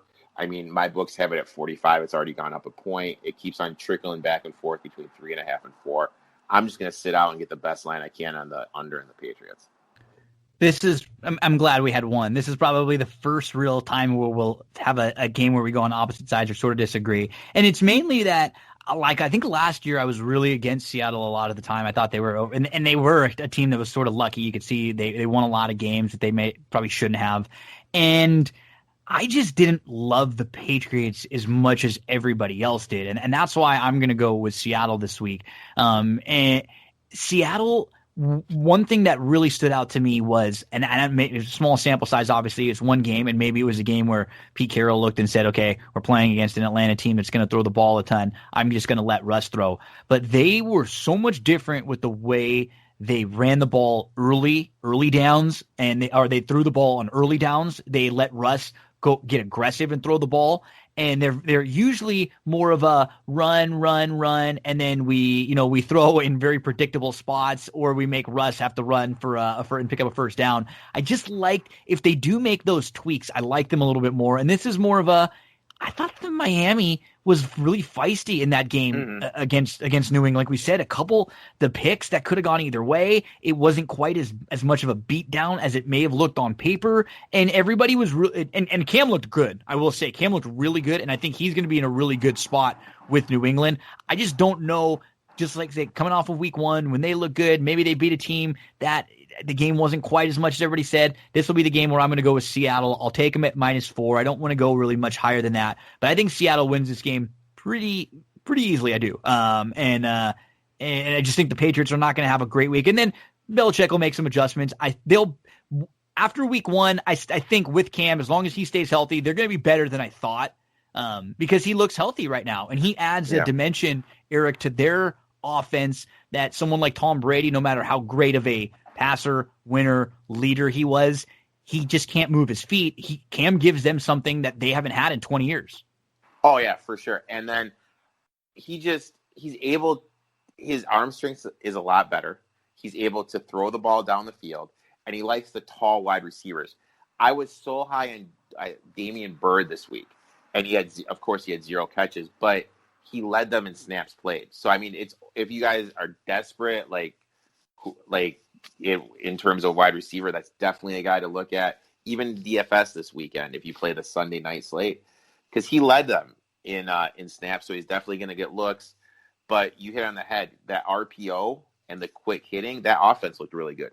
You dip just a different wrinkle that is, it's like a new toys for Belichick and McDaniels, and this is a game that I'm really interested in. I'm just really excited to watch this game with these two teams and to see where this team, the Seattle's a good measuring stick for this Patriots team right now. They're not one of the, right now. I don't think they're as good as a Chiefs or Ravens or probably the top couple teams in the league, but they're a good team year in, year out. Can this new group with the Patriots, with Cam, with some new pieces on the defensive end, can they compete and win a game like this on the road? And if they do, it's not like the Patriots ever left. They're going to be right back there as one of the top teams in the AFC. Let's get to the final game, the Monday night game. It's going to be the home opener for the Las Vegas Raiders. How weird! Like, are you used to seeing the LV on the ticker yet? It still weirds me out every time I see the score with the LV. Like, who the hell is L? Oh yeah, the Raiders. I'm just not gotten used to those initials yet. Oh yeah, I mean, it's going to take me forever. I still call the Chargers the San Diego Chargers. Me too. Oh yeah, I mean, it's absolutely. I'm gonna probably be calling the Raiders the Oakland Raiders forever. Forever, yeah. In terms of this game, and I'm pissed off at myself, and it just shows you have to trust your notes, trust what you see. In my office, I have a whiteboard that says fantasy notes, and I always say old quarterbacks check the ball down. That's the number one thing on my fantasy board in my office right now. And I didn't grade Kamara at the beginning of the year as high as I should have. Breeze is over 41, and you saw it in the game. He's checking the ball. He's not heaving the ball down the field as much. Now you have this news Michael Thomas is hurt, Yeah. so that's going to elevate Emmanuel Sanders to that 1. But now Sanders is way more effective playing the slot. Are they going to play him outside more? You got Traycon Smith, who's a deep sleeper on fantasy now, and probably if you play the Millionaire Maker, a good play for that. I mean, as much as the score would say, oh wow, the Saints kicked the Bucs' ass, I wasn't impressed with the Saints team at all. Kamara didn't run for anything. Like, did he even have 20 yards rushing? He just had a couple touchdowns on some dump passes. Defense looked better. They got some breaks, but I mean, if I can get a 7 here, I'd be doing a freaking backflip. Yeah. You know, same thing. This is a number in the middle that I just, and I don't know what to do with the Raiders, because we said and now this is a situation where I don't know for this team how much I'm like, what happened last week will affect this week. Just what happened last week was, I thought, Carolina, in a fun game, they went back and forth with Carolina, and then Carolina, I felt like they were moving the ball well, and we talked about that stupid play call, either give it to Teddy B and let him sneak when it's inches, or you just say, hey, we're putting the ball right in the belly of our best player, CMC, and we're going to make him get us a half of a yard here, which is what we need. And they didn't do that. And so I don't know, and we'll see what's going on with Ruggs. I don't know what the Raiders are. I do like the spot for the Raiders, though. Home, new stadium, Monday night. I think they're going to be pumped up. Saints came off of a win. We're generally used to the Saints being flat early in the season, and I think they heard that, and they didn't come out flat last week. They played fine. I just don't think they played. People were assuming that the Bucs were going to be so great, so the Saints beat the Bucs. Now that means the Saints are one of the best team, the best team in football. Yeah, I don't know. I think this is a closer game at Monday night, and I still think the Saints win, but maybe it's the Saints by a field goal. I mean, Kamara only had 16 yards rushing on 12 attempts, and Oakland's offensive line, they look good. They're good. They can run the ball. Good. They can run the ball, man. I mean, in our league, I was praying Jacobs would have fell to me. Praying, but he didn't. But anyway, I just think they're going to ground and pound. Grudem's going to put him in position. And I think if there was a home crowd, I mean, I'd be hammering this game. But I'll wait for the 7, and I'll sprinkle on the money line. It's currently 5.5. Saints are 5.5 point favorite, and the over-under is 49.5. So there are your week 2 games. Erik, give us kind of a overview. We went through all of them, but give us like a couple of the games that you're for sure marking down, or you've already gotten the numbers that you like, that you sort of locked in. I'm definitely have the Eagles game circled. Definitely have the Chargers game circled and the Texans game circled. Those are going to be the 3 games. I'm definitely going to be monitoring the line movement, trying to get the best possible value I can. Yeah, for me, it's the Colts minus the 3, the Eagles plus the 1, Seahawks minus the 4. Those are my for sure's, and then a lot of others that we're looking at. Some that we mentioned, like Jets, Washington, if we can get up plus 7.5 there. I thought maybe as the Cowboys around 4.5. We talked about going opposite way too in the against the Ravens and the Chiefs, especially if those numbers float up a little bit as they have a big matchup against each other next week in week 3. Erik, man, great call on the Denver Clippers series. Great job again this week. Really appreciate how we throw in a little fantasy stuff here. We talk about the line movement. We give it a little analysis, a little bit of everything, which is the way I love doing it. And we'll have to get you back here in a few weeks, maybe week 5 or 6 or something. We'll bring you back. We'll check back in again, and we'll go through the week slate. Sounds good, man. Awesome, Erik. Give the folks your plugs again. Where can we follow along on social media? You do some really good stuff on Twitter, over on Instagram, and I know you have your podcasts that come out sometimes where you're all over the place with whatever big sporting events are going on. You're going to discuss them. Oh yeah, I mean, my podcast usually comes out Monday. Right now, it's going to be like my reactions to what I see. Saturday will be a little preview. You can follow me on Twitter and Instagram. I have a website, eToff21 Sports. All my betting spreadsheets are there for tracking. I'm also selling my gambling plays, where if you're interested in those, the pricing's there. If you are there, I send you like a full DFS write-up, like the 4 guys to build around and like what guys to attack and who to stay away from. Great stuff, like always, man. I really appreciate all the work you put in. I always look forward to our conversations, and I'll be shooting you messages all throughout the weekend with fantasies back and forth in these games, and we'll see how we do. And hopefully we make a little money, and hopefully we steer a few people in the right direction this weekend. Sounds good, man. Look forward to it. Okay, folks, don't you go anywhere. We'll be back here on That's What G Said with plenty more. We're just going to hear from one of our sponsors.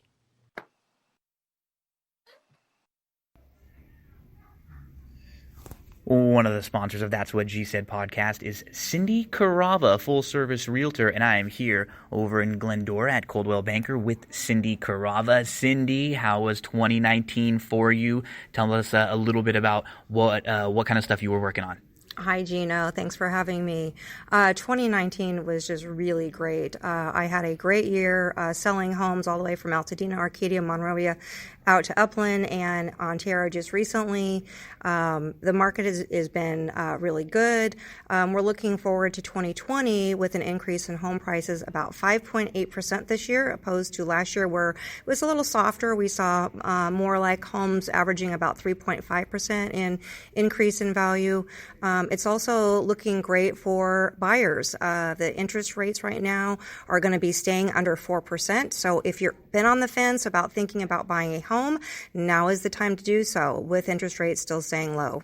And you offer more services than just the buying, selling, and leasing homes. Tell us about some of the other services that you offer and what a full-service realtor really is. So you're right, Gino. Besides me being a full-service realtor of finding properties for my clients to buy or selling their homes or finding rentals for them, I also have a plethora of resources like handyman, contractors, electricians, plumbers. I even, if you're thinking about getting a home loan, I actually work with 2 great lenders that I can recommend to anybody.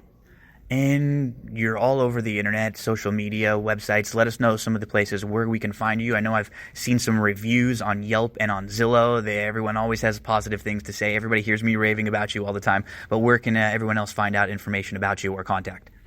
Thank you, Gino. Yeah, I am on Facebook and Instagram and LinkedIn.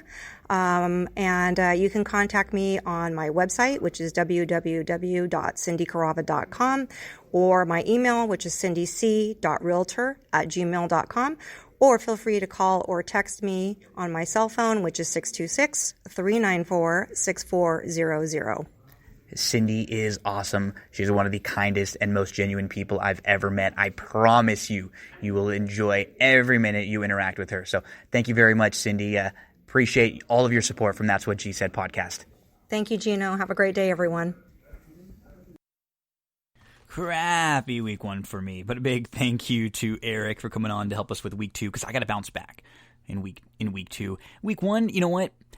It's hard to say crappy when there just are a couple games that were, one play swung the game, and that was the difference between covering and not covering. So let's bounce back this week. Remember those games I really like: Colts -3, Eagles +1, Seahawks -4. Other games to look at, if you can get Carolina, Tampa, the over-under at 48. Watch that one. We'd go over 48.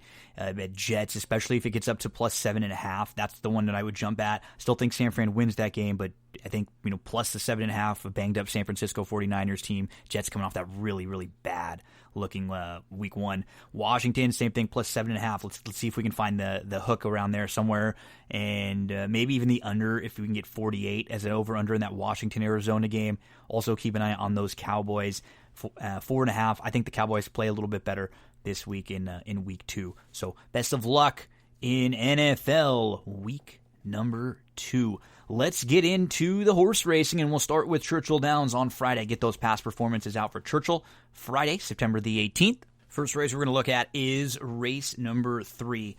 I'm going to go to the 7 in here, Ambitiously Placed. These are maiden 50 claimers. Ambitiously Placed debuted against maiden 75s at Churchill, and then faced maiden special weights in the next 3 starts over at Ellis, going a mile. In the next 3 starts at Ellis, 2 of them were going a mile. Now we'll go a mile, and what I like is drawn to the outside, and there is not a lot of other speed in here on paper. Now, there are a couple first-time starters.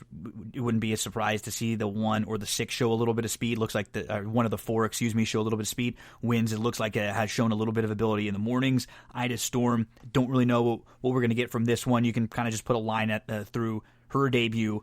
But I know we're going to get some speed out of Ambitiously Placed. That's what we've seen, and she's actually run pretty well against better. This is a good spot. Now let's look at some of the horses that she's faced. She comes out of a race behind a horse named Olivia of the Desert. I thought that was a good effort, but the 2 and 3 back races. Dream Quest was a horse who came back to finish third in the stakes race at Ellis Next Out. Ava's Grace was third in the Adirondack. It's good company she's been keeping. This is a softer spot, not a lot of speed, drawn to the outside. So if she needs to sit, it's going to work out very well for Ambitiously Placed. If we get anything around 7-2, I'm going to make a win wager on the number 7, Ambitiously Placed. Let's move to race number 5 at Churchill. A couple horses I'm going to look at. The 1 and the 6. I think the 6 you have to use in your exotics, but I wouldn't be surprised if he gets bet a little bit. So I'm looking to play the 1 Macon Tracks, who's going to try the turf again. Is going to go second start off the long layoff, second time for the new barn, stretches out, 1.1 on the grass. I just like the moves they are making for this one for Dallas Stewart, second time in the barn. Got the nice little prep out of the way to get some fitness for Macon Tracks. Expect this one to save all the ground and come running late. The number 1, we will make a win wager if we can get anything around 6-1. Let's move to race number 8 at Churchill on Friday, and it's going to be the number 8 Hat Tip. You know, this is a really consistent filly, and if you look what she's done on the grass, it's really hard to knock much of what she's done recently. Put a line through the October 30th race at the end of 2019. That was a race that was on the slop, and that was a race that sent her to the bench from October of 2019 to the end of August of 2020. Easy race to excuse. Look at the prep race that she just came out of. She was 5th of 6, but she was no more than 5 off of it. She made a big early 5-wide move, 3 deep, but she was more like in the 5 path, and she just tired late. She needed the race. Now she's going to go second off the long layoff, second time as a 4-year-old. She has a little more improvement there. Her numbers and figures are not far off this group. There's no monsters in here.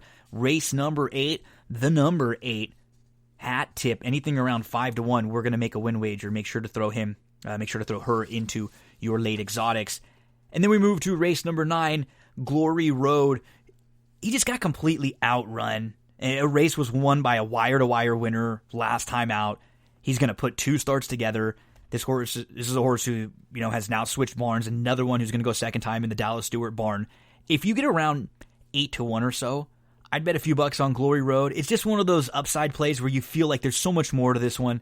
You look up and down this race, nobody really... There's some horses that are good, but they don't really scare the hell out of me, and I got some question marks about them, right? Mr. Candy Ride might be a little better down the road. Communicator is very nice.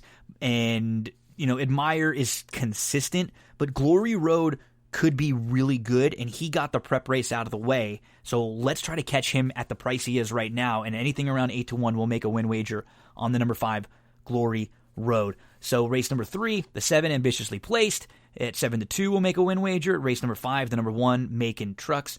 At 6-1. In race number 8, the number 8, Hat Tip. Anything around 5-1 is the value line there. And in the 9th, the number 5, Glory Road. Anything around 8-1 or so feels fair. From Churchill to Belmont, let's go to Belmont Friday, September the 18th, get those past performances out, and we will jump to race number 4 for the first play, and that's going to be number 3, Danny California. This is a small field, and they're going to be going 1.5 miles, so we'll have to see if Danny California, is best going this long, but he's sharp, and there is no other speed in here. I mean, there is nobody that you could even assume is going to be close. Someone's going to try to get a little aggressive, and maybe it's Carmouche from the outside. Maybe it's Johnny V from the inside with You're to Blame just thinking. But it's got to be Danny California. He's just naturally quicker than most in here. And I think the connection, reading from an article in DRF, the connections have sort of said they're just going to try to go. They think he can go, he can run all day, and this is a great spot to try to steal a race. If he's 5-1, I'm making a win wager on the number 3, Danny California. Make sure to throw him in your wagers at Belmont on Friday in the 4th. Let's go to race number 5, the number 3, Banker's Beast. He was close up. He was 3 deep. He was pressing. He was up on even terms in his most recent start, but he couldn't go on with the eventual winner that day. That was against maiden special weights. This is a big drop down to maiden 25s state bred. There is not much in this group either. Nothing scares me. And I think he's just going to be really close throughout. I wouldn't be shocked if he's right on the lead or sitting second or third. Banker's Beast in the mix throughout. Nice little work over at Monmouth Park. So let's expect some speed here from this one on the big drop-in class. Anything around 4-1 or so, we'll make a win wager on the number 3 Banker's Beast in race 5 at Belmont. We move to race number 8 at Belmont Park, and I'm going to go to the 7 horse in here. That is Prairie Fire.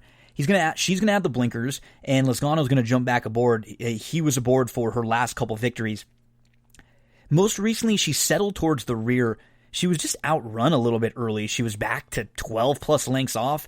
She does not have to be that far back. And you'll notice, now the blinkers come back on, and now Lozano, who was able to get her into the race much, much earlier and have her sit nice trips, and when he went off, canceled the last couple times, took her back a little bit more. She actually ran really well 2 starts back, but I think you can tell the connections want her to be in the race and to be sitting a little bit closer. I'm hoping she just stalks nicely from the outside. There's some speed to the inside. She should get a great, great trip. I don't want her to get too aggressive now, because you got the one who's got some speed. You'd imagine the 4 Jewel of Arabia is going to be really close. Baby Boss is going to be right there too.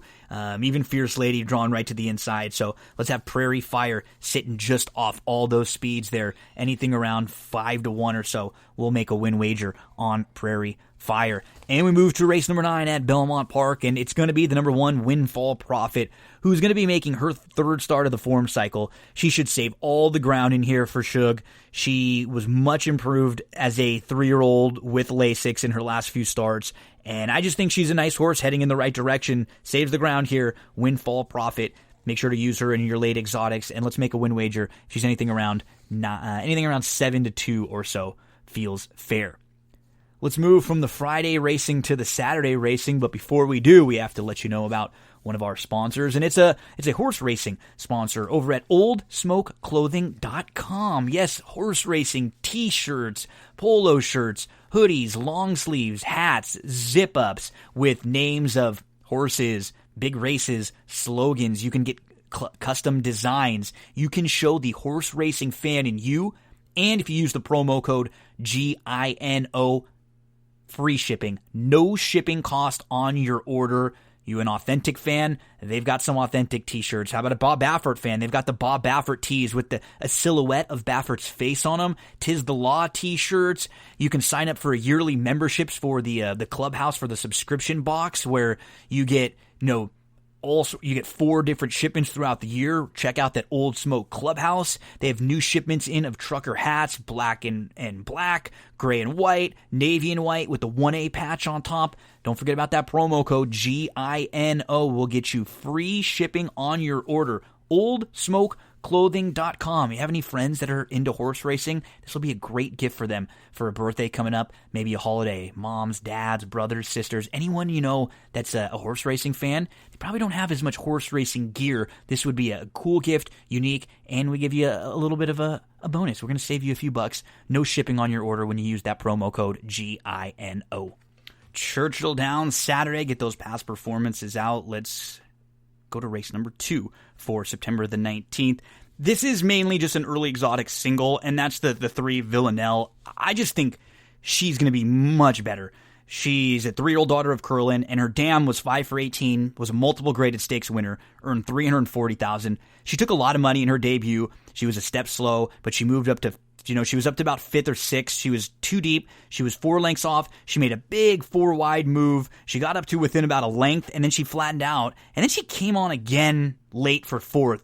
So there's some ability here, and just not a very strong maiden special weight group. I think you can single her if you're playing any kind of early exotics there at Churchill on Saturday. We move to race number 3, and I'm looking at the 1A Lexi on the move. I think she's going to get a really, really nice trip in here.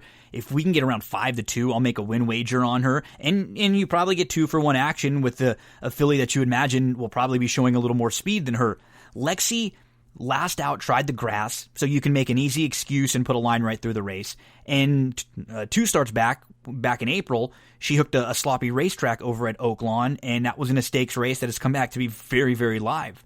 So you can make legitimate excuses for her last 2. And if you watch either of her first 2 races, if she sits like she did in either of them, she will be tough to beat. On March the 8th, she broke really well. She was taken back a couple lengths off. She makes a big 4-wide rally. It was a nice win. And she feels like she gets the trip in here. With Last Chance for Love going to show some speed, you'd imagine. LZ is going to be showing some speed. Fair Maiden has some speed, and if she was fresh and showing it off the bench, that wouldn't be a shock at all. And towards the outside, Perfect Happiness will be more stalking. I have question marks about Casual, who has not really been good in her last few. This might be the day to try to beat a horse like Fair Maiden, who hasn't raced since November. A lot of things point me to Lexi on the move. Perfect Happiness is like the measuring stick horse in this race, the one they'll have to beat. Lexi on the move is the one you should be able to bet if we get anything around 5-2 in race number 3. Let's move along to race number 8, and I'm going to go to the inside with rock, paper, scissors here. The dam of this one was 0 for 16, but this gal is a have to rule. Who was 6 for 20, earned over $1 million, was 3 for 5 at the age of 2, won the Delta jackpot, also won the Sam F. Davis, was 3rd in the Florida Derby, and is also a full sibling to, Rock, Paper, Scissors is also a full sibling to Matru, who was 12 for 45 and has earned over $700,000. In her debut, she got shuffled from the inside in the slop. She made a middle move up to just a couple lengths off, and then she faded. There's some ability here. The blinkers go on. She showed some nice speed in the mornings at Keeneland recently. I think you're probably going to go. You're from the rail. You probably have to go. Just a much improved effort expected, and probably a late exotic single for me. If anything over 2-1, I'll make a win wager on the number 1, Rock, Paper, Scissors. And a horse who, I hope we can get her 10-1, but anything at 5-1 or so around Edgy Angel, the number 3 in race number 9. This filly had a brutal trip last time out. She broke well. She took back on the inside. She was saving ground. She was 7th. They were at 5-6 lengths off, but she was behind horses with nowhere to go. Loaded, blocked, just begging, screaming out for room. Couldn't find it anywhere. And if you look at her overall form, the race in May, the 3rd place effort in May, it's a repeat of that would put her right there with this group. And just put a line through her last effort. And the regret, she was 100-1 that day. She was just facing too tough. She fits nicely. If she's 5-1, we're going to make a nice win wager on the number 3, Edgy Angel. So Churchill Saturday. 2nd race, the number 3, Villanelle, early exotic single. 3rd race, the 1A, Lexi on the move. The win wager around 5-2. In the 8th race, the number 1, Rock, Paper, Scissors, anything around 2-1 or so, we'll make a win wager, and this will probably be a late exotic single. And in the 9th race, the number 3, Edgy Angel, anything around 5-1, we will play this one to win. It's still going to be on Saturday, September the 19th, but now we're heading over to Belmont. We'll be playing some Woodbine following that. So let's get you to Belmont, and let's jump to race number 4 here. There's not a ton of speed in this race. There's a couple that might be aggressive and decide to go. One of those, I think, is Big Boy Mo with Carmouche jumping aboard. So I'm going to use Big Boy Mo. I'm going to play him to win at anything around 5-1. In exotics, I will also use the 2 Justice of War, the first time gelding on the drop, who looks like he'll be in a good spot. He's always shown tactical speed. And in the 9 Beachfront, I think tried a little bit tougher off the claim. He's run well at Belmont before. He feels like a horse who will probably come and run them all down if they do go too quick. So those are the horses I'm including there. 6 Big Boy Mo with the 2 Justice of War with the 9 Beachfront, and let's play the 6 Big Boy Mo at anything around 5-1 or so. In the very small field of the Belmont Oaks, which is race number 5, I do like the 2 outside horses. Antoinette is going to be tough, you think, to catch, because she really does look like she's naturally much quicker than everybody else in the field. But I do like Niji Blanche at around 7-2. I'll make a win wager on her. She was a Group 3 winner in France. She can run all day. She debuted in the Powell Barn, and it was also her U.S. debut in August after making 6 starts in France. It's now going to be her 2nd start off the bench, and her 2nd time U.S., 2nd time for the connections. She had a slow start. She settled towards the rear in between horses, and she really got going late. It was a solid prep. Now, I don't mean a prep because it was a grade 1, but it was a prep in that she will be better today, and she is better going longer. She's proven herself. She broke her maiden going 1.25 miles on the synthetic. She's won a Group 3 going 1 3/8. So she has no problem with distance, and I just expect a Really nice effort from Niji Blanche in this small field. So in race number 5, if you're playing pick 5s or anything like that, I would be using the 4 and the 5, and I'll make a win wager on the 4 at around 7-2, and probably try to hook up some exactas with the 4-5 there. We move to race number 8, and for me, I'm looking at Banker's Daughter, the 7. She's become pretty consistent and versatile, what I like. She's drawn well. She showed last time out she can sit really close, but there's not a ton of speed in here, so she should be in a good spot. Maybe 3rd or 4th, I don't think, on the lead. And I like that being drawn towards the outside, it gives you some options there. So Banker's Daughter, let's include in all of our exotics. We'll make a win wager if we can get anything around 3-1. In race number 9, I expect Maxwell Esquire to take a lot of money. Anything over 8-5 to me feels like we're getting value. So I'm going to treat Maxwell Esquire like a late exotic single. That's the number 7, Maxwell Esquire, in race number 9. And then in the 10th, Mommy's Jewel at around 5-2 feels like a fair price. I mean, she broke really well. She was taken back out of a really tight spot. She sat 3rd. She was inside. She was a couple lengths off. She got off the rail. She made an early 3-path move, and then she was in the 2-path. She was up to challenge at the top of the lane. It was a good effort. That was going a mile. Now you're going to get the cutback in here to 6 furlongs, so she might be a little more off the pace, but she showed she can stalk, come up and pass some horses, and she'll be fitter in this spot. So race number 10, use the number 7, Mommy's Jewel, in your exotics, and let's make a win wager if we can get around 5-2. So in the 4th race, the number 6, Big Boy Mo, at around 5-1, and use with the 2 and the 9. In the 5th race, the number 4, Niji Blanche, at around 7-2, used along with the 5. In the 8th, the number 7, Banker's Daughter, at around 3-1.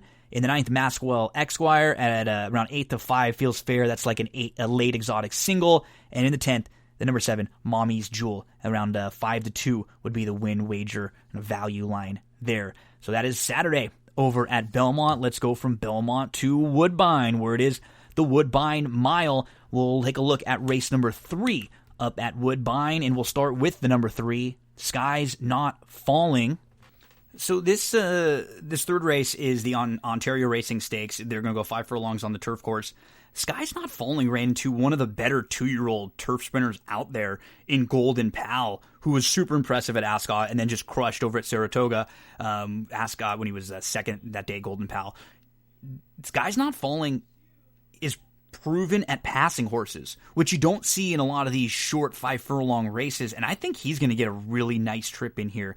That's the number 3, Skies Not Falling, in race 3 at Woodbine on Saturday. Anything around 7-2, let's make a win wager. We move to the Sing Spiel, race number 7, the grade 3, 1.25 mile on the turf course, and keep an eye on Admiralty Pier, because he is cross-entered in this race and also in the Woodbine Mile, and whichever race he goes in he'll be a big factor just based on his speed alone, so he's going to have a say in the race. I think they're leaning towards the mile as of right now.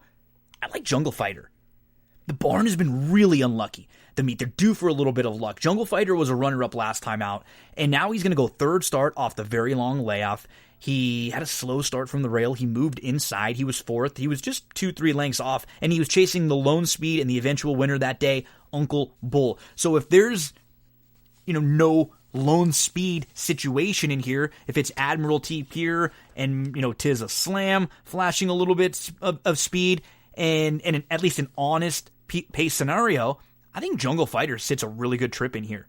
Jungle Fighter, the number 10, will make a win wager if we can get anything around 6-1. Should be a good price in some of your exotics. Now, race number 9 is also going to come down to Admiralty Pier, because if he is in this race, then I like Starship Jubilee. Starship Jubilee needs a little something to run at, and she should get the jump on a Stone Cold Closer like March to the Arch. She likes this turf course. She was wide chasing the top 2 that just went 2-1 all the way around, and she finished separated, and they finished separated a neck, and that was a tougher group than this group is, as far as depth.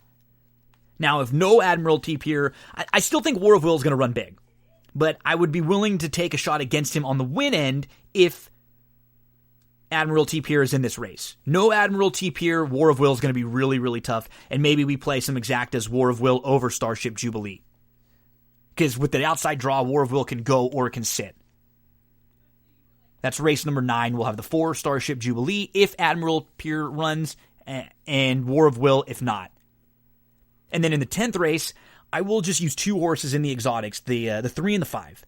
So I'll hook the 2 of them up if you're playing any kind of late rolling exotics. Forest Drift will try the turf for the first time. Her dam won the only turf start over this course in a stakes race. She was 4 for 7 and a multiple stakes winner. There's some turf in the pedigree. And then Super Munnings was really unlucky in her debut. She was wide, and she took back and lost a ton of ground and made a huge sweeping move and just missed. That was going 5 furlongs, then 1 going 6.5 furlongs, and the dam 1 on the grass, so she should be tough in here. So in race number 10, it's the 5 Super Munnings, it's the 3 Forest Drift. We'll hook the 2 of them up in all exotics and play some exactas with those 2. So Woodbine Saturday, 3rd race, the 3, Sky's Not Falling, around 7-2. 7th race, the 10, Jungle Fighter, anything around 6-1. In the 9th race, the 4 Starship Jubilee, if Admiralty Pier is in. And make sure you use War of Will in all the exotics. He just might be the class of the field. And especially if there's no Admiralty Pier, he might be able to just dictate the race from the outside. And then in the 10th, the number 3 Forest Drift and the 5 Super Munnings. Use those 2 in all of your exotics. That is Saturday up at Woodbine. Let's go to Sunday up at Woodbine. Now, when I'm recording this, there's no morning lines out for Sunday's races because it's Thursday. And I'm just going to talk about the 2 stakes races. There are actually 2 grade 1s on Sunday for 2-year-olds on the turf. So I'll mention some horses I like, and maybe you can throw them in your exotics. And if they are the prices that we hope, then horses to maybe play win wagers on or key in on in some of those exotics. Let's get to race number 7 for Woodbine Sunday. Get the past performances out for September the 20th. And race number 7 is the grade 1 summer mile on the turf course for 2-year-olds. The 2 horses I'm going to look at in here are American Monarch for Belmont. This 2-year-old debuted at Saratoga. He was tracking a couple lengths off in the 2 path. He was 4th. He was about 3 wide. And he made a nice bid at the top of the lane in between horses. It was very, very professional. And I think sky's the limit for American Monarch. Right next to him was another really impressive debut winner going long. And that's what I'm going to lean to in here. The horses who I've already seen and they've proven that they can go long, and they've done so very nicely. American Monarch and Heat of the Night. Now, Heat of the Night debuted at Gulfstream on September the 3rd. Was close up, was in between horses, took back on the inside, then was in tight, shuffled, ended up 4th, 5th, a couple lengths off, and moved up to 2nd at the top of the lane, and was able to get by the 2-5 favorite who already had a race of experience under his belt. I was really impressed with the debut win for Heat of the Night. So those will be the 2 that I'm going to use in the exotics. American Monarch and Heat of the Night. Ready to repeat. Gretzky the Great. Secret Potion. Super impressive. But give me the horses who I know they can go long, and the styles, the way they sat, should be just a couple lengths off. Horses that don't need the lead in here. American Monarch and Heat of the Night in race number 7. Then we move to race number 9. And Stunning Princess showed speed at Saratoga both times. Faded last time out, just beat. Broke well, sat 2nd. And lost to a really nice Chad Brown debut first-time starter in the debut. Lost to a horse named Plumall, who came back to win a $500,000 stakes race at Kentucky Downs next out. So Stunning Princess has faced some nice ones. Seasons is actually who I like the most in here. Just a good start, was tracking inside, got a nice opening, and just shot through a very professional type debut. Then you have Sleek Lynx, who had a horrendous trip. A pretty good start, but didn't want the lead on the inside, so settled, took back, and then ended up in like the 3rd flight on the inside. 5th of 6, with nowhere to go, was shuffled a few different times, was loaded, traveling really well, makes a big 5-wide move, takes the lead, but it's really green and all over the place. The jockey actually called an objection against the eventual winner that day. Sleek Lynx, though, there's ability, and if they can just figure her out a little bit, she's got something. I'm using her in the exotics. Lady Spite Spare was a quick filly winning in her debut. She had a good start. She was fine at the start. She wasn't like a rocket ship initially, but the second, third steps, just kind of looked around, nobody else is going, and then they get aggressive and they shoot through to the lead. When what was nice is a lot of times horses that are on the lead, they get a challenge and they just fade. This was not the case with Lady Spitespear. She repelled a challenge. Winning at 7 furlongs first time out of the box is not easy. She's come back and shown some ability in the mornings and put up a couple really nice works. I think Lady Spitespear is in a great spot here. So for me, it's Seasons over Sleek Lynx, over Lady Spitespear, maybe Stunning Princess and some of the exotics, and I'll sort of do similar. Dreaming of Dew and Alda come out of the Catch a Glimpse, which is sort of the prep race for this on August the 23rd, going 6.5. They were both good. It was a wicked beat if you bet Dreaming of Dew that day.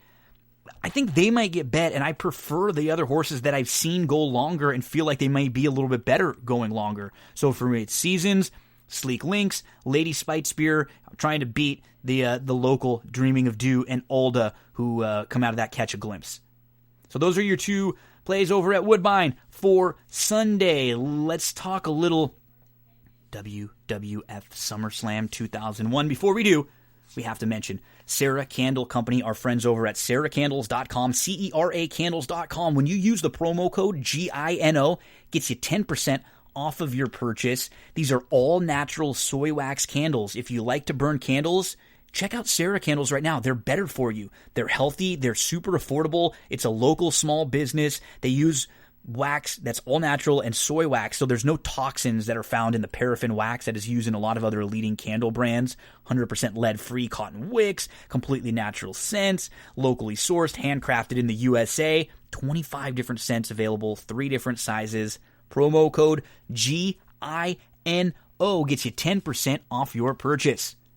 Let's close it out with SummerSlam 2001. It's the old wrestling rewatch. Andrew Champagne and Darin Zoccali join. We go match by match, all the commentary, promos, everything happening in SummerSlam 2001. We are back. Old wrestling rewatch, and the crew, Darin Zoccali, Andrew Champagne, are joining me. And fellas, SummerSlam 2001 is what we'll be talking, and I thought this was a really good show. This is in a really hot time for the business, even though I'm sure we'll discuss a lot throughout the show about how they screwed up the invasion angle, which was like one of the greatest angles handed to you on a silver platter, but they sort of botched it. But the thing about it, maybe at the end of it, it wasn't great, but throughout it, you still had some good shows, just like this one, where you had some really good matches. It's another one where the crowd is really hot. There's not a whole lot of bad on the show. You just go all the way through it. Nothing that's like, eh. The thing that's probably the longest is that the Brothers of Destruction's like sort of elongated squash match in the cage. But you know what? The crowd is still into it, and it was at the end of a feud where DDP was playing a creepy stalker, so that's fine for the blow off. DZ, let's get some of your overall thoughts first. What'd you think SummerSlam 2001? Yeah, this was actually an interesting watch for me because I don't remember this pay-per-view that well because, to be quite honest with you, I wasn't really into WWE for about a 2-year period at this We all have that period or so. Yep. And the reason was, you alluded to it, I hated how they handled the WCW invasion thing. I was so pumped for it. I thought you were going to get Sting and, the long Flair, list of Goldberg, yeah. the NWO. I thought you were going to get good WCW 2.0, and seeing some of the matches that you never ever thought you would ever be able to see. And then they just kind of come over and you get Booker T and you get DDP and stuff. But for the most part, you get like their second and third tier guys, and the whole angle with Shane and all the stuff that he did. And man, it just left me flat. And to be quite honest with you, I couldn't stand the fact, like you said, that they got handed this great storyline on a silver platter, and they just screwed the entire thing up, and it really turned me off. I've seen this pay-per-view, but to be honest with you, I've probably only watched it once or twice in my life, so going back and watching it wasn't really feeling as much as a rewatch as some of the other ones, because there was a ton of stuff on here that I completely did not remember. I'm in a similar situation to Darin in that I was with him on how WWF handled the invasion. Some of it was not their fault. To be fully transparent, they were in a situation where if they weren't going to bring guys over, it was because more often than not of a ridiculous contract that WCW signed their guys to. That was a business management decision. It wasn't a conscious, we think Booker T and DDP are the only two guys we're going to bring in. Oh, it'll be fine. It was a case where if they brought Sting into the picture, then they were going to have to pay him a ridiculous amount of money. Same with Goldberg. Same with the NWO. Nash, that's Hogan, why Hall. Just those five. Could you imagine? Just those five and Flair. Just how much different it would have felt if it's them and Flair and Goldberg and Sting. Just the crew you mentioned. And like you said, we understood why WWF didn't do it. And hell, the business was still really hot at the time. But the angle itself just got squashed because it never felt – and the problem, it's like you looked at some of the matchups in the inaugural Brawl and then later on in the Survivor Series, and we've got these stacked lineups on the WWF side, so much so that they had to actually turn Angle and Austin to put them on the Alliance side just to make it feel like there was actually a chance for them to win some of this. Yeah, and you hit on one of the main things that turned me off about 2001. Not even necessarily the Alliance angle, the fact that they turned Stone Cold Steve Austin heel. Mind you, that is not to say he could not be a heel. Far from it. And the match with Angle was good, and Angle was starting tremendous. to get, starting to get hot as a babyface. I thought it was great. It just completely, he had that role, the him and McMahon, the hug, and then everything. I did not like it. I agree with you. I mean, hot take, that ruins WrestleMania 17 for me. One of the greatest shows in the history of World Wrestling Federation, WWE, WWF, whatever iteration of the company you want. That turn kills the entire show for me dead. There's a reason I have not recommended it. There's a reason I have not rewatched it from start to finish. I've seen little bits and pieces of it throughout the years. One time through was all I needed. This show, though, there's a lot of really good stuff. I really enjoyed watching it, and I'm looking forward to going through it because there's a lot of stuff that, unlike some stuff in the Attitude Era, holds up today. Yeah, I agree. It wouldn't be totally out of place if it showed up on Monday Night Raw or SmackDown or NXT, anything like that. There's some really cool stuff in here. Yeah. By the way, Gino, before we dive in, just to add on to what Andrew was talking about with the contracts, some of it would have been poor business. But looking back on it, whatever the investment would have cost to get Sting, Undertaker at WrestleMania, I don't care if you had to give the guy $10 million. I'm just saying the door to that is still open. One of the cinematic matches. Still open. But, I mean, let's be honest. I mean, and I love both guys. You wanted to see it 20 years ago. Yep. Of course. I'm just saying there would be like a Robert De Niro, Sylvester Stallone style grudge match. If you ever saw that really bad boxing movie, it would be exactly like that. Yeah. No. You're right. This is a good show to talk about because there's a lot going on before the show, after the show, throughout this year, as well as a really good roster, even without the guys that are going to come over in the next year, 2 years or so from WCW. Let's get right into SummerSlam 2001. Let the bodies hit the floor. We're going to hear that a few times throughout the night with the video packages. We get an intro with clips of really everyone, and nothing crazy about the video package. It was just craziness for the time. Little tidbits of every match and a lot of the stuff going on between the WWF and the Alliance, and then huge pyro to kick things off. And the one thing I will say, and this is what we're going to notice about this show in this time period, the energy all night. I mean, the crowd is just into everything going on, and we get a great announce team here. Heyman is really good next to JR. They have a chemistry that was way back to WCW, early WCW, where they used to call a lot of shows together when Heyman was in the Dangerous Alliance, led that. And this is just good. It's one of those things where there's not a lot of bad to go through and pick out in the commentary. We like to make fun of a lot of the things they say. There just really isn't, because they do such a damn good job off of one another. JR is just peak JR. At the end of the show, he's starting to lose his voice a little bit because he's just so into it. And so he welcomes us with Paul Heyman, and we are ready for the IC title match. It is Lance Storm versus Edge, and Lance Storm comes out. If I could be serious for a minute, please, which was always funny when he cut his little promo, and then he's interrupted by Edge's music. So this was just the "you think you know me," and then it wasn't the one we know now. That his music's had a few different iterations, but I think it still had that little quick start. And guys, I mean, we'll start with DZ. Quick pace to this match. And this is early Edge as a singles competitor. We see, because he's got the stuff going on with Christian, where Christian comes in and gets involved towards the end. Heyman mentions that the WWE superstars have been choking because they lost that over at Invasion.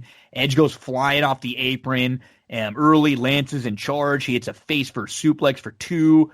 And then what I like too, DZ, we see throughout the night, one thing that I thought they did do well was we get the shots of the locker room, everybody in the locker room kind of in that, hey, we are part of WWF. I thought that was a good little thing. Lots of things they did wrong, but I didn't mind that flashing back throughout the night.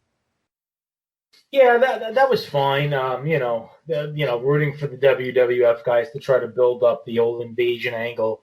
I mean, I was just so sour on it. There really wasn't much that they could do to appease me anyway. But I mean, that was fine. I didn't mind that at all. I mean, this match, look, crowd's really hot for it. It is a good wrestling match. It is a very good wrestling match, I should say. A lot of good moves, technically sound. You get a lot of cool moves. You get a good jawbreaker in there. You get a cool roll up by Edge, where at one point he actually slides towards the corner and catches Lance Storm coming at him and rolls it into a small package, which looked like a real smooth kind of neat move. You have a blocked crucifix. You get one of those cool power slams in midair. There's some hurricane runners that go into power bombs. I mean, it's just a really good, technically sound wrestling match that the crowd is really, really into. I'm going to be honest, though. I didn't love the ending, and I didn't love the ending because it kind of confused me in that it feels backwards. It's backwards, right? Exactly. It's like heel booking. Yeah. Edge is the baby face. Everybody loves Edge, right? Christian comes out and tries to spear Lance Storm, ends up hitting Edge. That's kind of like the heel move. Mm-hmm. That's what would happen to the heel in an Intercontinental title match. Then, of course, it looks like Edge is gonna get beat. Storm hits Christian with the super kick, covers Edge, only gets the 2 count, and then you get the old Edgecution, the DDT move, and Edge wins, and the crowd blows up. But yeah, it was a really good match, but it left me a little bit quizzical at the end, Andrew, because I felt I literally had to go back and watch it because I was like, wait a minute. Am I wrong here? Wasn't Edge the big baby face? Because the match ended as if Edge was the heel, and I didn't really get it. Yeah, that was a little bit curious, but I got to tell you, I was digging the match the whole way through. I thought it was excellent. Hot take, Lance Storm comes in his prime today. He's instantly one of the top guys on any roster. That's He's really how good good. A worker he was. He's really good. He so came good along at the about wrong time. Mm-hmm. And he came along at a time where if a match went 6 or 8 minutes, nobody cared how good it was. Nobody cared how technically sound it was. He wasn't small enough to be a cruiserweight and work those kinds of matches in the cruiserweight division. He wasn't big enough to be a heavyweight and go move for move with guys like The Rock and Austin. If he comes out today on NXT, 30-year-old Lance Storm, magic. It's fantastic, and there are so many guys that he could do such a great job with. I mean, can you imagine peak Lance Storm against Finn Balor? That would be awesome. I would love that. And I'd love so many other good guys like that.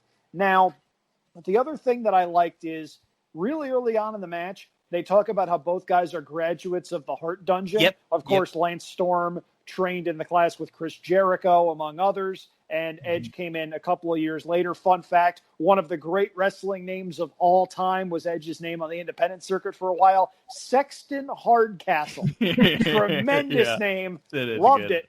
Now, the other thing that I had forgotten about that WWE wants you to forget about because it didn't make any sense at the time and it makes no sense now, they tried to book Edge and Christian as brothers. Well, yeah, that's funny. And with it the never worked. Yeah. It was really never funny. Worked. It was so bad. and you knew it was bad, and you knew that they knew it was bad because you could read their body language. They're like, nobody's going to buy this, da-da-da-da-da. Yeah. Fun Easter egg, you mentioned the crowd in the back. Among the members of that crowd, R-Truth, then known as K-Quick. And I tell you, the guy does not age. He doesn't look any different. Exactly the same. He's in phenomenal Whatever he's shape. having, I want it. R-Truth and K-Quick getting rowdy, or it was our Road Dogg and K-Quick getting rowdy. Yeah, they were together for a little while. And Andrew, you know what I get? There's a couple of really good Lance Storm matches that are kind of hard to find, and you wouldn't think of it. But if you go on YouTube and you look up Lance Storm, there's actually a match from WCW Thunder with one of the guys that I think Andrew liked, good old Juventud Guerrera. Is nice a match. It's actually a damn good match, and you know it's going to be good because it's Juventud Guerrera versus Lance Storm from Thunder, and it's got 46,000 views on YouTube. So there's I gotta go look for that. That's kind of awesome. Thanks for looking out, man. Yeah, no, it is, and there's actually some really cool stuff from Tennessee Valley on YouTube with Jericho and Lance Storm when they were a tag team. Whose name? What was the name of Thrill Seekers? The Thrill Seekers. Yes. So there's actually some stuff from Tennessee Valley and Smoky Mountain with the Thrill Seekers on YouTube. That's actually pretty cool too. And what I like about when they're sitting backstage, they actually are sitting like you would watch TV. You know, nowadays, sometimes when they show clips of guys, it's like they're standing off to the side in this weird angle. It's like nobody watches TV like that because they have to shoot them that way. It's just give me a shot of the guy sitting down watching the TV like a normal person would. That's just what we get here, at least, before they try to get a little too cute. And we get the thing with Storm, just some nice, unique holds that are just, it's a little bit different offense than you see from everybody else. And that's what's great. Edge counters Lance off the ropes into a power slam, and then Edge hits a form of the neck breaker, and he has Lance pinned, and then Lance kicks Edge in the face with his opposite leg to break up the pin. I don't know if I've seen that. That's a great spot, breaking up the pin with your opposite foot, just crazy. And these guys had some good chemistry, and we could see Edge. He didn't quite have it all yet, but as a singles competitor, but he was getting really, really close. And then Darin mentioned the Christian part, and then Edge ends up still hitting the win, the executioner for the win. New IC champ. Crowd liked it. Fun opener. This thing went just over 11 minutes here to kick things off. And we get Test and the Dudleys backstage. Michael Cole, young-looking Michael Cole. This was a fun era for Cole, where he had like the earring and he had the like real tight T-shirts a lot of the time. Yeah, the too small T-shirt. I think that was a medium. I think that's the word for it. Yeah. Yeah. And Test explains why he turned on the WWF, and then this is great. This one of my, I'm not big on. There was a lot of stuff during the Attitude Era with the way Jerry Lawler was with the women, with the puppies and different things here and there. And a lot of stuff that we look back on and we cringe. And even the Jericho stuff, what he's saying about Stephanie is probably, but it still, to me, comes off a little bit different just because it's Stephanie, the owner, you know what I mean? Like, actually, we know she's a big part of this. We know her and Jericho had amazing chemistry through the years when they were, against each other on the mic, or even when they were a little while when they were aligned together. And then Jericho's backstage with Lillian. He calls her Vivian, which is a gimmick he still does to this day. And he said he's never tamed the vicious rhino, but you know how the saying goes, there's a first time for everything, and you never forget your first. Take Stephanie, for example. I'm sure she remembers her first time. I'm sure it was quite the experience for Stephanie and the captain of the football team, and the basketball team, and the swimming team, and the volleyball team, and the French club, and the Latin club, and the AV club, and Olaf, the foreign exchange student. Gino, by the way, speaking as a former member of the AV club, we don't get a lot of action in high school. So you appreciate the shout out. Ditto. Yeah, gotta tell you. Yep. This was just hilarious.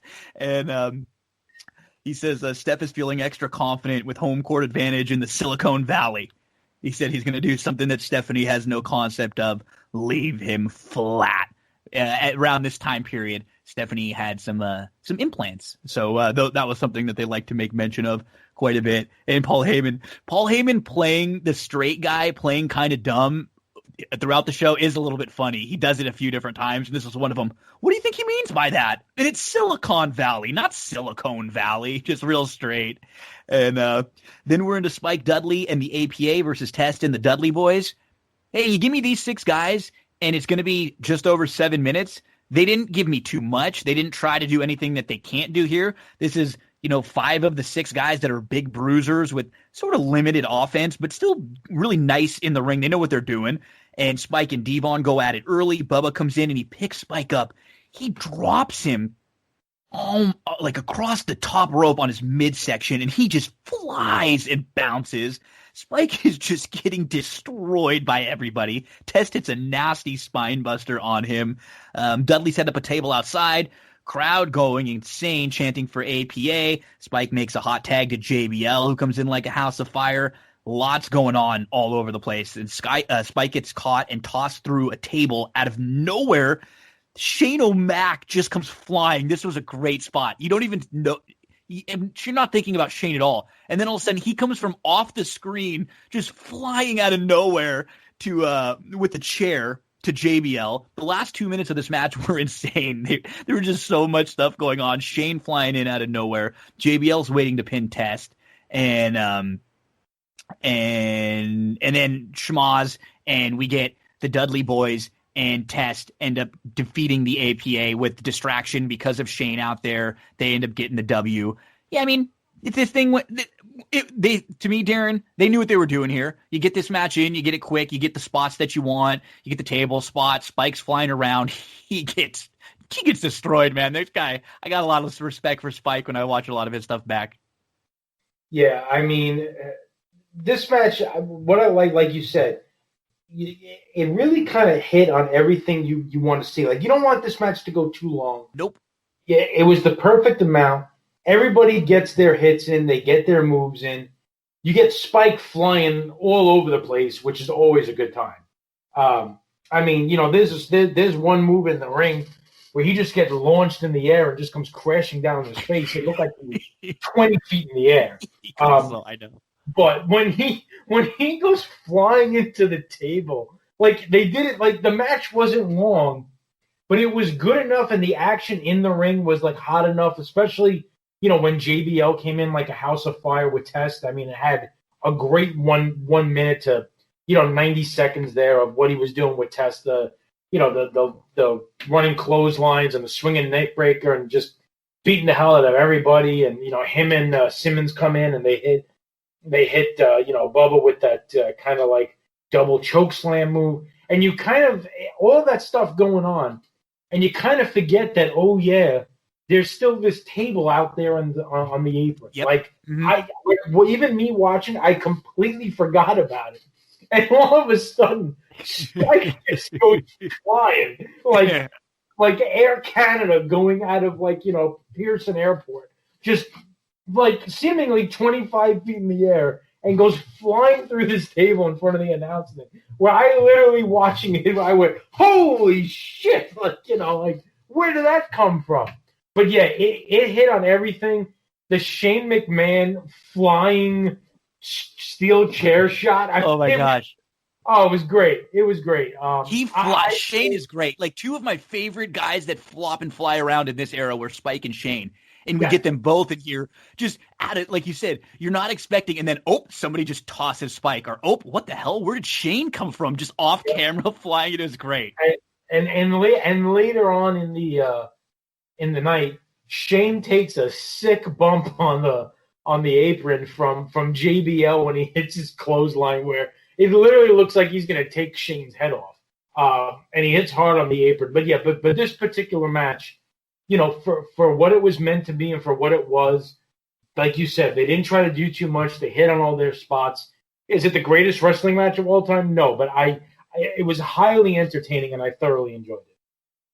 For what this was, I thought this was highly entertaining. Now, you'd mentioned a lot of stuff, both of you, about Spike Dudley, the human crash test dummy, being what he was, and just getting his ass kicked from pillar to post by anybody that laid a hand on him. I mean, that's a hard way to make a living, what Spike Dudley wound up having to do night in and night out. Spike and the Dudleys, I don't know if this happened at the time or if it was an overdub when they uploaded this to the network. You guys catch they still had the same music? Yeah. That was really weird. Yeah. I mean, it's one of those things where you're just like, well, why not just keep the music going just so the other guys come out? It's really strange. Yeah. I never got the logic behind it. Exactly. Now, you guys sort of both hit on the stuff that I was going to talk about. This was a really good use of 7 minutes. Nobody lost anything in defeat. Everybody got their offense in. People wind up looking good. And the Alliance gets one of its few victories on the evening here. This would be a recurring theme. It's one of the big problems I have with WWF at this time. But they get something here. The problem was this was about all they got. Yeah, very, very few bites at the apple, which you got to do the opposite. You got to make the guys coming in seem more very important, whether it be cheating means or whatever. That's fine. You got to put them over, and then you're going to put WWF over at the end. That's fine, but you got to give them more wins along the way to make them feel more credible. We get to the Edge and Christian stuff backstage. So Edge is celebrating his win, and Christian comes in and says, "Man, I got a European title match against Matt Hardy on Raw Monday." And he looks over and Matt Hardy's just right there as he's like celebrating with Edge, which is really funny to think about afterwards because it's Edge and Lita and Hardy all in there buddy, before all the stuff ends up happening with them. And then so Christian is there sitting there and Grandma Edna calls and she wants to talk to Edge and she hangs up before Christian gets the chance to tell her about how he's excited about his Can we talk about the primitive phone that they were using? Yeah. I think all of us had that phone at some point in our upbringings. Little either I think it was a Nokia or a cellular one kind like of the thing. block. Yeah. Yes, the block with Snake on it. With Snake was my jam. Oh, that was some good stuff. But this is what Darin referenced earlier. And then after this DZ, so you can comment on either of these two. Deborah, who is Stone Cold's wife at the time, former Deborah McMichael. So she is backstage, and Sean Stasiak wants to talk to Austin. He thinks his pink tights are his problem. He wants to impress Steve. And Deborah, great looking. She's such a bad actress. It is like just having to do canned lines. They just all sound so unnatural to me. So these two things backstage, any comments on either of those? Yeah, I mean, the best thing out of this is that after a wrestling career, Sean Stasiak will go on to be a successful chiropractor in Texas. I don't know what else to say. The acting is terrible. The comic relief part, okay, I get what you're trying to do, but, that was a minute of my life I didn't get back. Yeah, unnatural and Deborah McMichael. Those two things tend to go together, especially given what she wound up being most famous for during her time with the World Wrestling Federation. Just saying. I'm sorry, that was a layup. Move on. Very well played. And then before we get to Tajiri versus X-Pac, and then JR said this line over and over again. It still sort of makes me cringe a little bit when he says the old goofy as a pet coon line, but that's one of JR's classic lines. We know what he's saying. It just is just sort of not quite PR. You can't say it today, nowadays, and JR still gets away. JR still slips some of those things in nowadays when he's calling over on AEW. Here we go, Tajiri versus X-Pac. I mean, one of the more forgotten guys, I think, is Tajiri because he, you think of him of maybe some of the stuff with Regal and maybe some goofy stuff here and there. Man, this guy could strike. A lot of his ECW stuff where they treated him a little more seriously than the WWF did was excellent. And this match goes 7 minutes, and for a lot of it, it was really good. Tajiri has X-Pac hanging upside down in the center, and then he hits this baseball slide into X-Pac's face. He gets the tarantula on. X-Pac counters off the top rope with this crazy near fall. Tajiri is so fast with his strikes and his counters. We get an X-Pac somersault over the top onto Tajiri. He hits the X Factor, but just for 2. And then Tajiri's in control, and then Albert comes out to help X-Pac. He gets on the apron. Tajiri sprays Albert with the mist, which distracts Tajiri for a second. He turns around, and X-Pac hits him with the X Factor. He doesn't have the Uncle Cracker music yet, which came in a little later. I think I got everything I ever wanted. But X-Pac, he got what he wanted, and he got the W right here. Hey, another match where DZ, 7 minutes. It's like they knew they were going short. So the first few minutes of this, they are just flying. Yeah, that's what I was going to say. For me, this match kind of was a tale of two matches. The first 4 minutes or so I thought were great. The last 3 minutes were okay. It's almost like they went so hard so fast early that they kind of hit the climax and peaked a little too soon. Mm-hmm. There were some good moves in the second half of the match. There was a nice German suplex by Chiziri, and they did that kind of, that somersault plant into the floor and stuff like that. There were some good spots, and I thought it was a really good match. I thought the first half was better than the second half. You hit on really kind of all the moves that I had. You get that Tajiri, the red mist later, which when he would go to New Japan would become the green mist. And by the way, Tajiri actually has a really good couple of years in New Japan Pro where he does a lot of work with Tanahashi.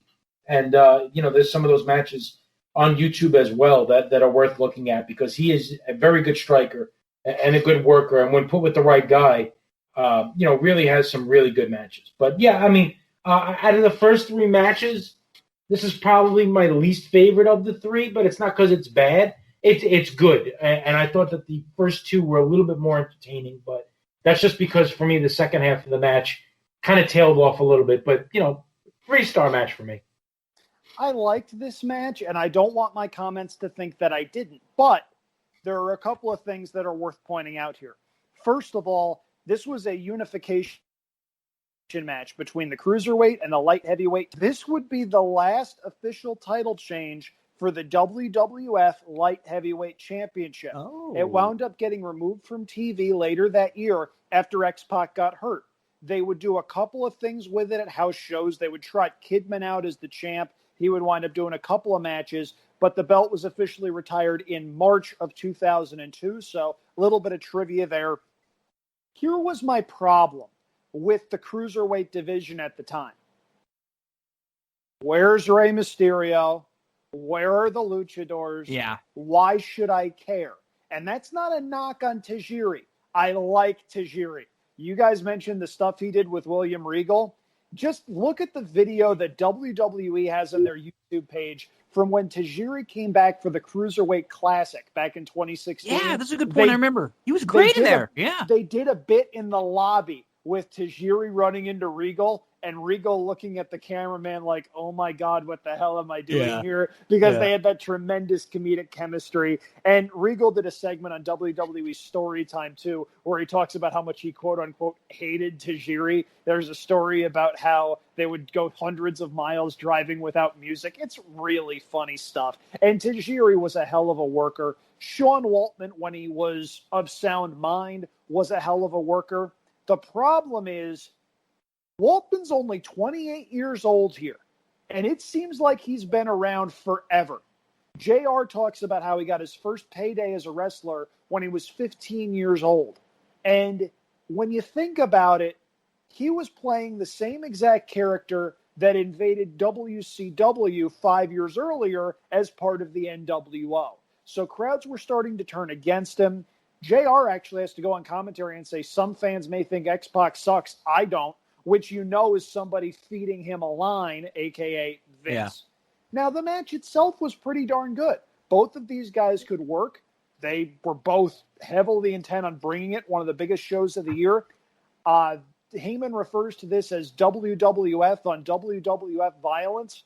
Gino, you like Heyman's performance here a lot more than I do. I thought the structure of this match actually made Heyman far more listenable than he was on some of the other matches, namely the 2 main events. We'll get there. I don't want to sidetrack it too much, but I've got one question. Am I crazy for not liking the tarantula as a move? And it's no, it just doesn't make sense. Well, that's the problem. It's the same reason I don't like the ring post figure for Bret Hart did. And I get that. You can't win a match with it. Sure, and I understand get that. It's a signature spot. I understand nobody else was doing it at the time, but when you can only hold it for 5 seconds in a conventional match, doesn't really sit well with me. Still, good match, Can't complain about anything here. Just a couple of auxiliary things going on the side to where it affected my overall interest level for the match. And that's what's nice about a good show is that when there's solid matches throughout, we're noticing just little things about each match that we maybe didn't like as much as we liked about the one before. But not a whole lot bad here. Just Darin, I think you hit it, and I felt similar. It did feel like sort of two different matches. The beginning was real quick, a lot of pace, and then the end got a little schmozzy there. It sort of slowed down, and then with Albert coming out. Then we get poor Perry Saturn, who's at WWF New York looking for Moppy. He's got her face on a milk carton. He's asking people for help for Moppy. Hey, fun story about WWF New York. After they lost the WWF part of the name, it actually turned into a place called World, which was a club that I actually DJ'd at about 3 or 4 times. Oh, wow. Look at that. I bet you love that, too. Yeah, I was going to say, you love being in the place that was the old WWF New York, which, I wanted to go to so bad when I see it over and over. At that point, I was like, 7th grade, 8th grade right now, just loving when I'd see that up. I want to be there. God, the food's going to be great, even though I'm sure it was terrible. Let's get to a very young-looking Rhino in the locker room with Stephanie, and they mentioned that Jericho's never defeated Rhino. She flubs a line or two, nothing crazy, but it's pretty basic. And then we get the video package for Jericho and Rhino with their build-up.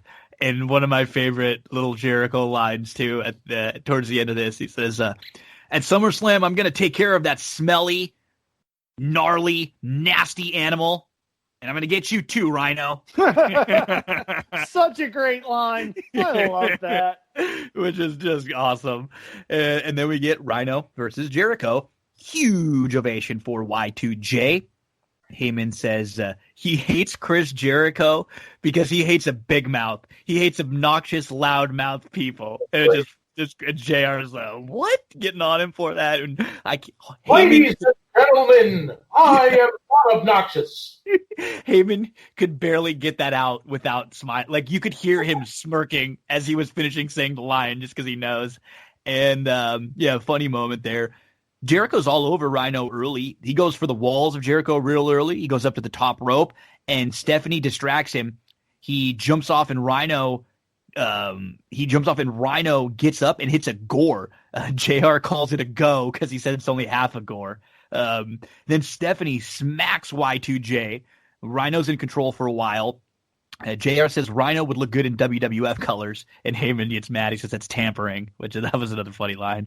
And Stephanie gets on the apron. Jericho goes over, and he kisses her. This is another one that they used to do. Like, the good guys used to go kiss the bad girl valet or, the whoever was in the corner of the bad guy. And could you imagine this in this, like, the Me Too era nowadays with just forcibly kissing somebody who's married and, has a significant other. But at this point, it didn't feel absurdly out of place. It's just one of those things where you look back on, you're like, you couldn't do that today. Rhino actually locks in the walls of Jericho. Jericho's able to get out of it, and he puts Rhino in the walls. Rhino ends up tapping out. Stephanie's crying and whining and pouting, which is great after the match. And DZ, I mean, this is pretty basic. For the most part, you have two guys that are like sort of towards the upper part of the mid card, and this is a good win for Jericho. They had a little bit of a storyline. I think more so than this being a 5-star, it was a lot to do with Stephanie and the interaction there, which was a lot of fun that they had. So, this isn't as good as like maybe the main event matches we're going to see later, but solid, fine. You're not usually going to get a whole lot of bad with Jericho.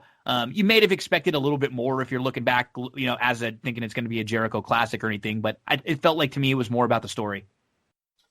Yeah. With Stephanie back then, man, I really got a kick out of when they dressed her up in sexy black leather. Mm-hmm. They put like the Barbie crimps in her hair. Like a 50-year-old girl. I always got a kick out of like the clash of those two, things. Look, it's a good match. If you didn't watch Rhino until like his later years in WWE, you really didn't know how like much he could move for a guy his size. Yeah, I'll let you do it, buddy. But yeah, watching back some of his older stuff, you really forget that, the bumps that he would take and some of the things that he would do, they really kind of surprise you. There's a spot in this match where Jericho climbs to the top rope and Rhino hits him with the spear/gore on the apron. It is timed perfectly because Rhino hits him a split millisecond after Jericho has his legs on the floor. So when you hit it that way, you hit it safely. And it looks bad, but it's the safe way to do it. Years later, they would try to recreate that with Shane McMahon and Roman Reigns at the Survivor Series. Gosh. And it did not go as safely because Roman hit him in the chest as he was still coming through the air. And when you do that, you just get knocked on the back of your head and basically unconscious. So it's kind of interesting if you watch those two. There's the safe way to do it, and then there's the not safe way to do the same move. Yeah, I mean, really, I enjoyed it. Is it a Jericho classic? No. But look, I mean, Jericho classic is a very lofty bar to set. It's a very good match. I would probably say it's probably one of Rhino's better singles matches in WWE. There's some good moves. There's good spine busters. There's good lion salts, springboard moonsaults. I mean, you get all the good stuff. And I also, by the way, that's ESPN telling me that the Yankees are not winning. Yep. But on top of that, man, back then I used to love the way that he did the walls of Jericho when he would kind of, keep it upright where it wasn't sitting into a Boston Crab, and he would almost like dig that the knee in the back. Yep. Yeah, in the back. Man, it looked so sweet when he did the walls of Jericho that way. And as he got kind of older, I don't know if it was hard to hold it that way and it was more difficult, whatever, but it would kind of move towards more of a Boston Crab. And man, I really love watching the walls of Jericho when he did it that way. But yeah, I mean, for me, it's a 3-star match. Good match. I enjoyed it. Hey, guys, do you know what Rhino was? Let's hear it. Rhino was a not-so-big guy who could move everybody's ring. Shots. I'm going to propose something to you. When I see Rhino, I see the prototype version of Rusev. Yeah. Guys who, if they were 4 inches taller, would have gone so much further. And I know Rusev isn't done yet. I know he just signed an AEW. I know there's a lot of guys he could potentially work with. He's a really good worker, and I'm excited to see the opportunities there. But when I look at these guys, they're imposing right up until the opening stare down where the other guy who isn't a giant is going nose to nose with him. And at that point, that's where the problems start. It's one of those, like, somebody said it, I can't remember who. I think it might have been David Shoemaker on The Masked Man, who does a lot of really good wrestling writing. He does on The Ringer. He said, Randy Orton is the prototype. And if you stand across in the ring from Randy Orton and you're either too big, sometimes you tower over him too much or you're too far below. You got to be in that, like, eye level with Randy Orton. And that was one of the things with Rusev. You hit it right on. It's like 3 inches more for this guy. And he is absolutely at one point a world champion in the WWE, no doubt about it. They almost got there with him a couple times with Cena stuff. You never really felt like they were all the way behind him. It's a great comparison with Rhino. Yeah, and Rhino, make no mistake, had a great power-based moveset.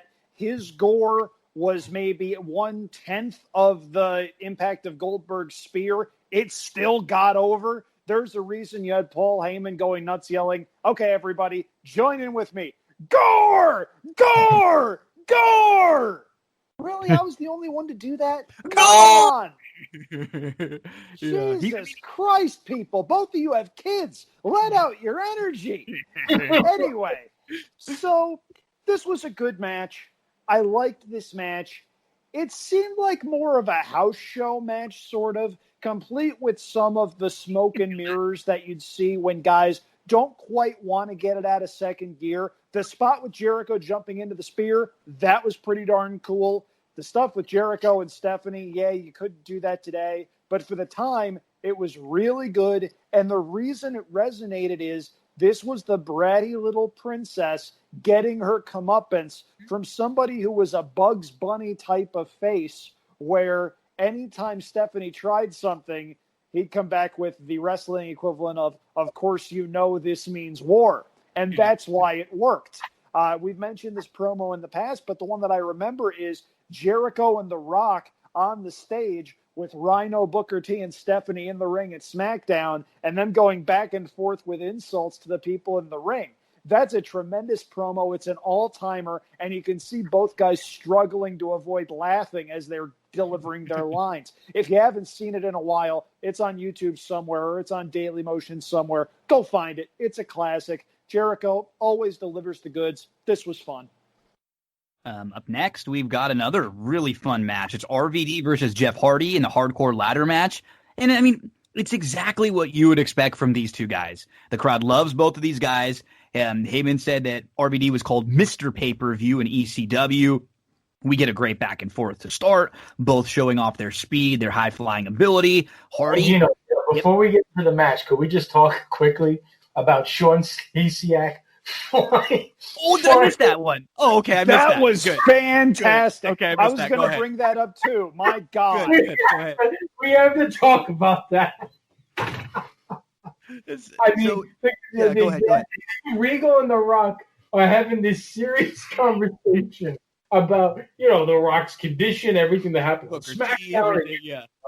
Yeah, man, all that did was piss off The Rock. And then Stasiak just comes flying into the picture, misses everybody, and just crashes head first into the gate that comes. Like, they just The Rock just takes like a step back, and the guy just launched it. It was just, I was dying. Yeah, absolutely dying. I'm glad you mentioned that. Yeah, and he says something, and Regal is just great. Like, his bouncing off The Rock, and Rock's, do you smell it? The Rock is cooking. He does. Regal just gives him like he's sniffing, like the sniff. He's great. His faces are just amazing. So that was right before we got to. I'm glad you stopped me before we got too deep into the RVD Hardy, which was next, that hardcore ladder match. And I mean, flying around early. Hardy, he does a hip toss from the apron and tosses RVD from the ring to the floor, which is a unique spot. Then Hardy hits this springboard backflip. It's like a twisting corkscrew right by the announce table. RVD with the leg drop to Jeff, who's draped over the ring barricade, and then Hardy comes flying off the railing and blindsides RVD, who's carrying a ladder. It was kind of the story of this match. If there's a story in a crazy ladder match like this, it was, one up. What can you do? I can do better. And they would sort of go back and forth where one would hit a big spot and have about a minute in control, and then the other would hit a big spot and have about a minute in control. And what I like, really innovative stuff with the ladder, and we don't see a bunch of those slow climbs to the top. There's a couple of them, but not many. In some of the ladder matches nowadays, you get way too many where we could tell, they're not going to get the ladder this time. They're crawling. There were the times they got on the ladder, they were using it. They were climbing up it, using it to jump off, and some really, really unique stuff here. Of course, the end people will probably remember a lot because there's sort of a botch towards the end where so Hardy is climbing up to get the belts, and RVD hits the ladder. So Hardy's hanging by the belts, and he's swinging, and he is really swinging, like back and forth. He's trying to get some momentum build up because they've got the spot where RVD is supposed to hit him with a kick, and RVD goes for the spinning kick, and he misses. And you know what? They do as best of a job as you could of playing it off. Hardy kind of just keeps swinging a little bit, and then he falls. JR helps as much as he can by saying, Hardy slipped. He couldn't hold on up there anymore. And then you could tell they end up having to kind of go to a different spot because that was, I think, supposed to be one of the big finish spots. So Jeff ends up having to climb again, and he takes a nasty fall into the ropes. RVD climbs up and grabs the belt. So, you take out the last minute and a half. It's a sloppy ending, but these guys were going at it, and this was... RVD is really at his prime. Hardy's still a little bit away from his prime, maybe. And it's crazy because these two guys still go at it now. JR makes a point throughout the match at one point. He says, with these guys' style, you wonder what it's going to be like down the road. It's amazing that you still see Hardy show up in Impact, TNA, and you still see RVD show up there, and Jeff has got one of his better runs he's had right now. Yeah, and Jeff just signed a new contract, by the way, so we're going to get to see more in WWE, which, quite frankly, surprised the hell out of me. But we could talk about that at another time. But yeah, so we'll get more of him in WWE. But yeah, I mean, great job in using the ladder. I mean, when you do a ladder match, and back then, I mean, you're talking about just one ladder. But it wasn't like there was 12 ladders around the ring. This was just great use of the ladder. So many, different ways that, showed the ingenuity that the two of them had.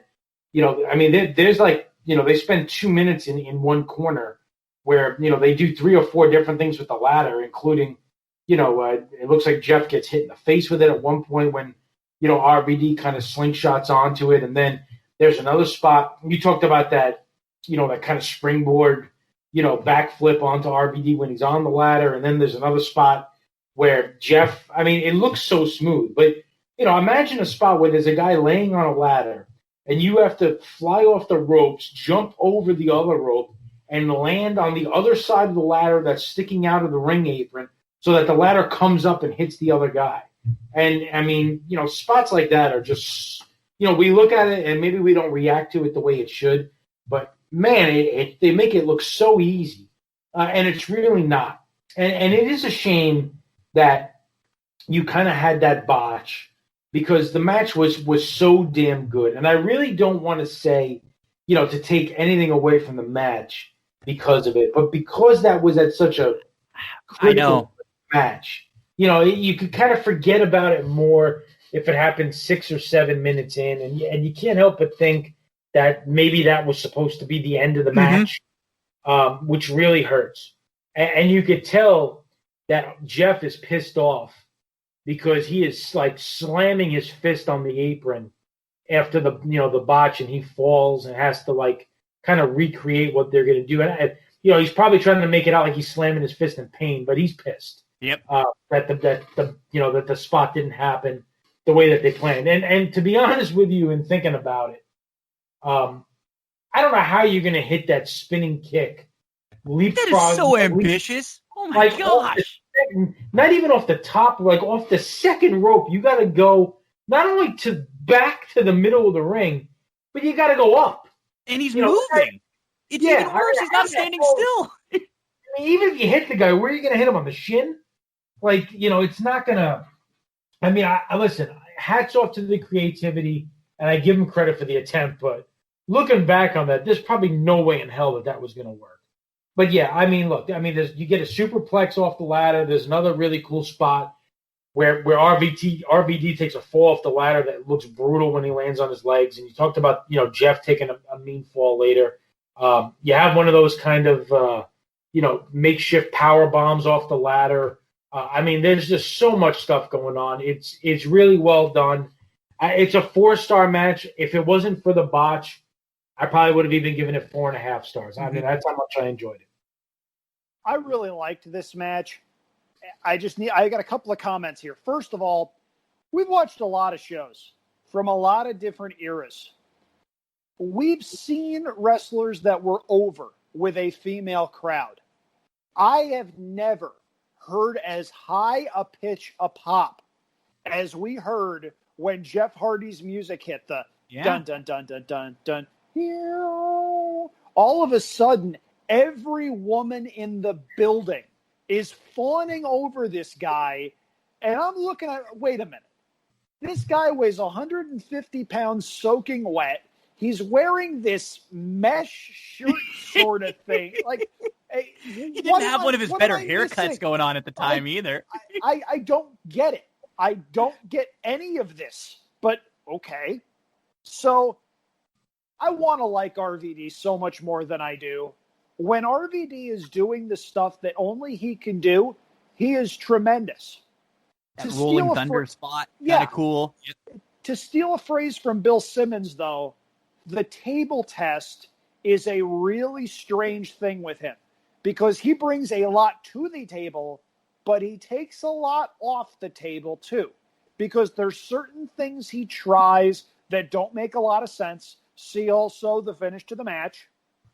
There are also certain times where he's supposed to be hurt, but can't do the stuff that he's supposed to do if he's selling. Yeah. So middle part of the match, he does a thing where he does this really cool leg drop onto the ladder over the top rope thing. And that was pretty cool. It was a little slingshot thing, whatever. The rest of the match, he can't decide whether or not he's supposed to be selling the ankle, because he's selling the ankle. Then he runs to the ropes at full speed to do something else. It's one of those things where I'm just like, I want to love what you do, but that's sort of a basic thing, no? That got me a little bit. And Gino, you mentioned it. When the matches are really good, we see things that we wouldn't see if the matches were horrendous. Mm-hmm. This was a really good match. It was billed as a hardcore ladder match, and I'm thinking, oh, God, these guys are going to go crazy with garbage and weapons and whatnot. They didn't. It was one ladder. It was really cool. I liked the way they did it. There were some really good spots. There was one really stupid spot, and it wasn't the botched finish. I'll be with Darin. Points for creativity on that. The stupid bump was RVD's climbing the ladder. Hardy hits a drop kick onto the ladder. RVD falls down right on top of him. Yeah. That's a stupid bump, and there's no way around it. That is a stupid bump. Yep. They get it back 30 seconds later, though, because they both go to the top, and RVD gets a suplex off the top of the ladder. That's the good part. The great, fantastic, transcendent part is we get the camera shot from where the belt is. Yeah, that's a good shot. Straight down. That was brilliant. I wish they would do more of that in ladder matches. You know they have the camera technology to do it. When it is done right, it is outstanding. And that added to the match because not only do you see the suplex from up top, you see the ring shake when they land. That was really cool. Very good match. Can't call it a great match, but these two guys, you know what you're getting. You know you're getting a really good match with some really good bumps. Each guy, there's some stuff to nitpick, but this was one of their better matches, both of them. These guys were like battling over the TNA title about like 11 years after this, I think in like 2012-ish around then. Just a couple little things here and there, but again, very good. We get to Booker T and Shane O'Mac backstage. Shane gives him some bookends from the table that he put the Rock through the other day, and Book, tell me you did not just do that. And then he dedicates his match to Shane. We see the Brothers of Destruction, Undertaker and Kane, with Undertaker's wife, Sarah, wife at the time, Sarah. And then we get the build-up package for DDP the Stalker and DDP and Canyon versus the Brothers of Destruction. Who better than Canyon? Here comes DDP and Canyon. DDP's reluctant to get down the aisle. This is a tag team championship unification match in a steel cage. Heyman calls Canyon and DDP the greatest WWF tag team champions of all time, and JR just appalled.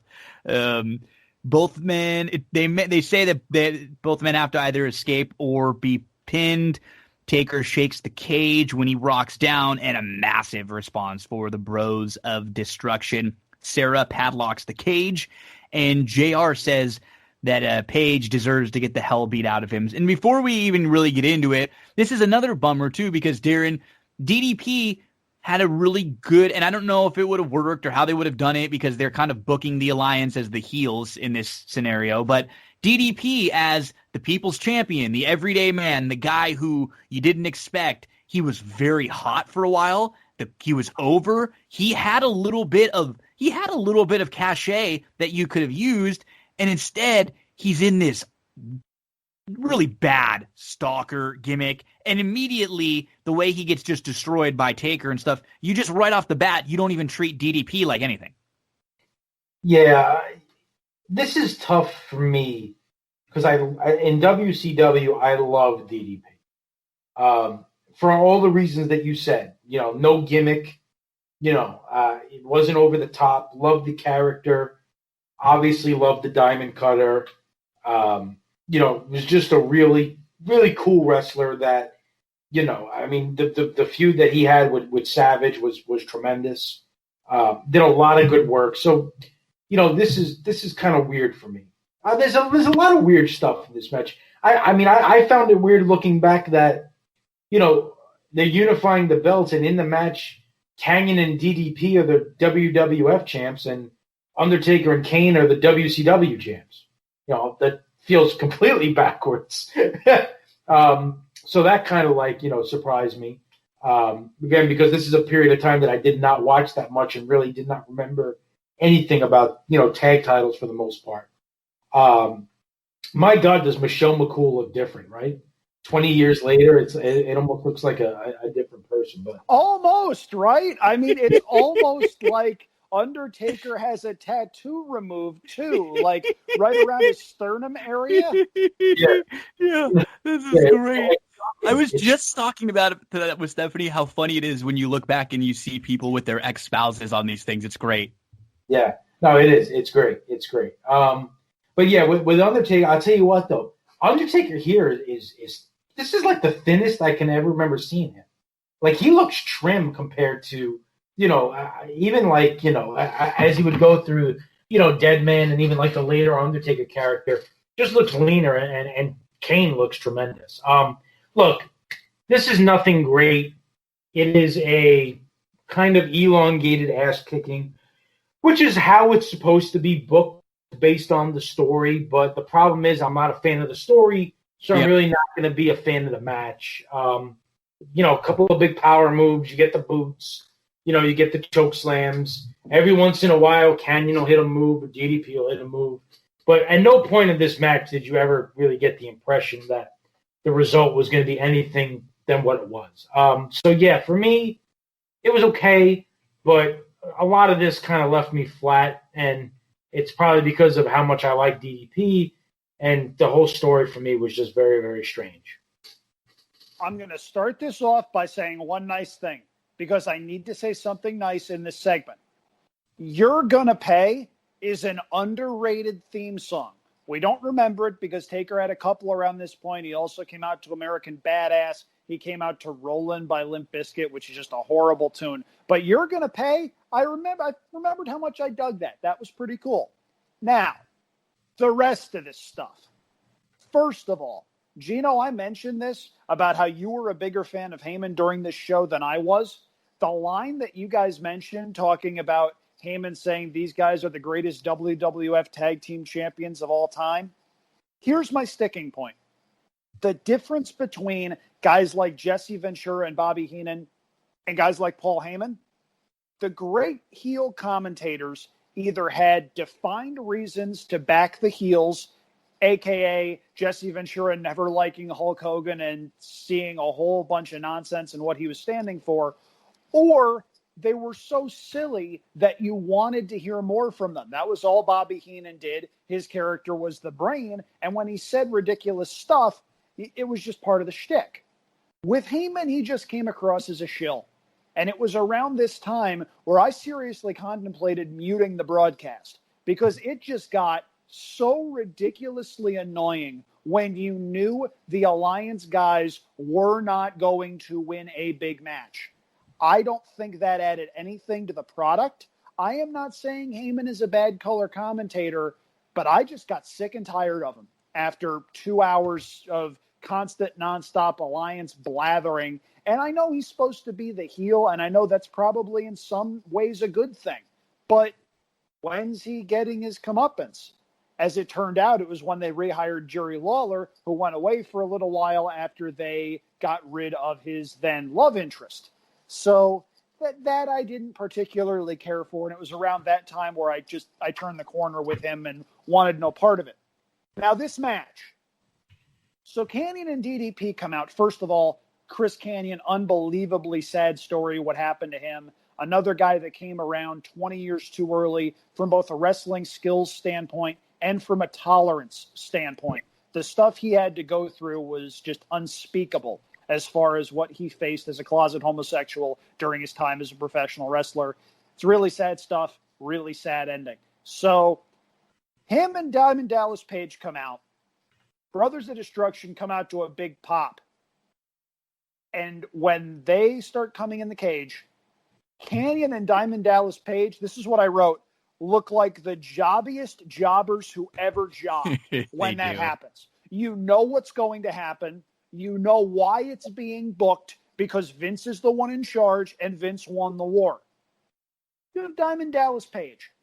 This guy had legitimate brand equity. One of the few guys coming over from WCW that you could have potentially done something with. I'm not saying you could have run with him for 5 years, because he was already well into his 40s. I understand that whatever you were going to do with him had to be short. But you're telling me this was the best use of him when you're paying him $300,000 a year? No, absolutely not. So they do this match. Gino, you mentioned the rules. Both guys have to be pinned or escape, whatever. No. Kanyon escapes and bails on DDP. What's weird is they said, I'm almost positive, both guys have to escape the cage. And I don't even remember, because we don't even see the ref for a lot of the match, do we? No. Does he kind of come out of nowhere, and then he just comes out of nowhere and he pins? So that was, you're right, there was everything was a little bit off here. This was like, you hit it, like, this was like a Vince, like, ha, ha, ha, look at my guys going over there, guys. Right, and no one wanted to see that in that form. The money was in building up the WCW guys. I mean, look at it this way. When Marvel did all of the stuff with Thanos, did they have Thanos lose at every possible opportunity? No. And that's why it worked. So you have the way that that's booked. DDP gets told to leave the cage. He starts climbing up really slowly. I hate slow climbs with a passion. And then Taker comes over, does the old just kidding thing, choke slam, good night. They win the titles, whatever. Diamond Dallas Page is never a draw in wrestling ever again. And that really stinks, because there was so much more they could have done with him that they just refused to do. And he deserved far better than what he got. And watching this segment made me all kinds of mad, especially given everything Page has accomplished since that point with DDP Yoga and helping to get Jake Roberts and Scott Hall on the right track. The dude just plain deserved better. One line that I'm sure Andrew cringed at, but I laughed at, was when Taker has DDP pinned, and then he pulls him up after 2, and Heyman says, "What a display of bravery by Page to kick out at 2." That was funny. I'll give him that. That was funny. JR was, what are you talking about? But just this was probably the downer on the show to me. And it goes 10 minutes and 15 seconds. I know they probably didn't want to have a steel cage match go 5 minutes, and that's probably the reason why this ended up going longer. But the very same thing could have been accomplished in half of the time, in 5 minutes instead of 10, 15. Let's get to The Rock backstage in the trainer's room, and then again, here comes Stasiak flying, and The Rock steps out of the way. He goes flying. So they kept with the running gag a few times throughout the night. Hey, if it ain't broke, right? Right? Yeah. And then we get the Angle versus Austin build-up package. Awesome package between these two guys, again, with the let the bodies hit the floor. And this was right before, I think this was like a few weeks before the milk truck, right? Where Angle came out with the milk truck and shot everybody in the ring with the milk and doused them like Stone Cold had done with the beer truck before. And Angle's throwing the cartons of milk in at him and everything, which is one of my little favorite moments of Raw. And we find out, we understand why these matches were booked in this order too, with Austin versus Angle, the better match than The Rock versus Booker T, but we don't get the good title change, feel good moment at the end. So I'm sure that's why they end up putting this match here, and they end up closing with Rock versus Booker T. Rock's also making his comeback again after some movie stuff. So Austin, Angle, WWF Championship. this is a damn good match. And it's unfortunate the way it ends. We understand why Kurt ends up winning the title the next month. So he does go over. He does eventually get some of his comeuppance. And then, the weird story with these two, and they're on the alliance side and then back and forth when it comes down to SummerSlam. But, man, this starts in the aisle before the bell rings. Then after about a minute, they're into the ring. Fast-paced brawl start. Austin with a shot to the back of the head, and then he slows it down. He's working on Angle's ankle and knee, which he's also been targeting in previous weeks. Then Angle's countering into an ankle lock. Austin gets to the ropes, and then Austin's in control. He hits some suplexes, but then Kurt counters into the Germans. He hits 5 in a row, and then 2 more. So, hey, way before there was Suplex City, we've got Angle, who ends up hitting, 10 suplexes or so in this match. And then an Austin heel poke to the eye to buy himself a little bit of time.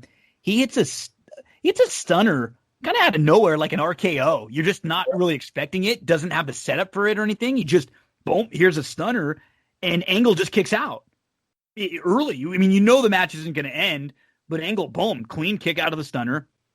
Austin gets up in the ref's face, and then he hits another stunner, and Angle takes like a Rock stunner bump. He takes he goes flying, leaps, and like rolls out under the ring, which is just real overselling. And so then Angle's then they get out outside. Stone Cold's working on him outside the ring, and Angle gets busted open. He's, Austin's getting him into the ring post over and over, wailing on him. Back in the ring, Austin covers for 2. Kurt is one of the best at taking that long 2 count. When he's down, he'll be, he's about to get pinned. You think he's going to get pinned. It's 2 and about 9/10, and then he just flops that shoulder out of nowhere. You don't even see his body start to stir. He's one of the best at like, oh, where did that come from? Just really making it believe like it was a super near fall. And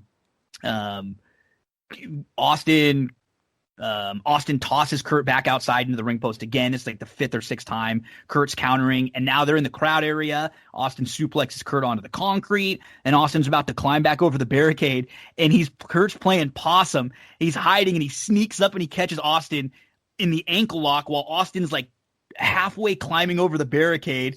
Great visual with Kurt screaming as he's wrenching in the ankle lock, and the blood is just running from his face. It almost reminded me of Austin's moment at WrestleMania with Bret Hart, where the blood's running down his face. Just a really cool visual. Angle drags Austin back in the ring. We get the ankle lock again. Austin gets to the ropes. Angle hits a belly to back, then another back suplex outside. Great back and forth JR Heyman banter here. I thought it was great. I think Andrew will probably disagree a little when we talk more about it, but Angle hits a beautiful moonsault, long 2 count, and then Austin locks in the $1 Million Dream, which JR calls the Cobra Clutch, and he said, we haven't seen that since a guy named the Ringmaster used to do it. Little reference to the old Austin character. Kurt tries to counter, but Austin will not let the hold go, and Kurt is just bleeding profusely. The old arm drop, where the referee drops Kurt's arms twice, but not the 3rd time. Then Austin hits another stunner for just a 2 count. Angle then hits an angle slam for just a 2 count. And then Austin just starts cold cocking referees. He just lays out Earl Hebner. Mike Chioda comes running down as Angle has Austin pinned. And he hits an angle slam, just a 2 count. Or no, Austin hits the low blow. That's what happens next. He hits the low blow to Kurt, and then he stuns Chioda. Then Tim White comes down. Austin nails him with the belt, and Angle has him pinned. Here comes Nick Patrick, who does the 2 count, and then he stops, and he calls for a DQ.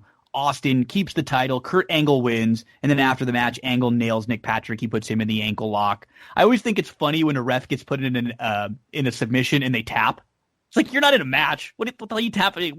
The tap out doesn't do anything for you here. But this is another one that their match next month is good. I thought this one is a better match than that one. But if you could kind of combine the two and have this match end with an Angle winning the title finish, it would have been really, really good. But I mean, these guys went at it, and this is like damn prime Kurt Angle here, Darin. Yeah. I completely agreed with your last sentiment. I was really into this match watching it back.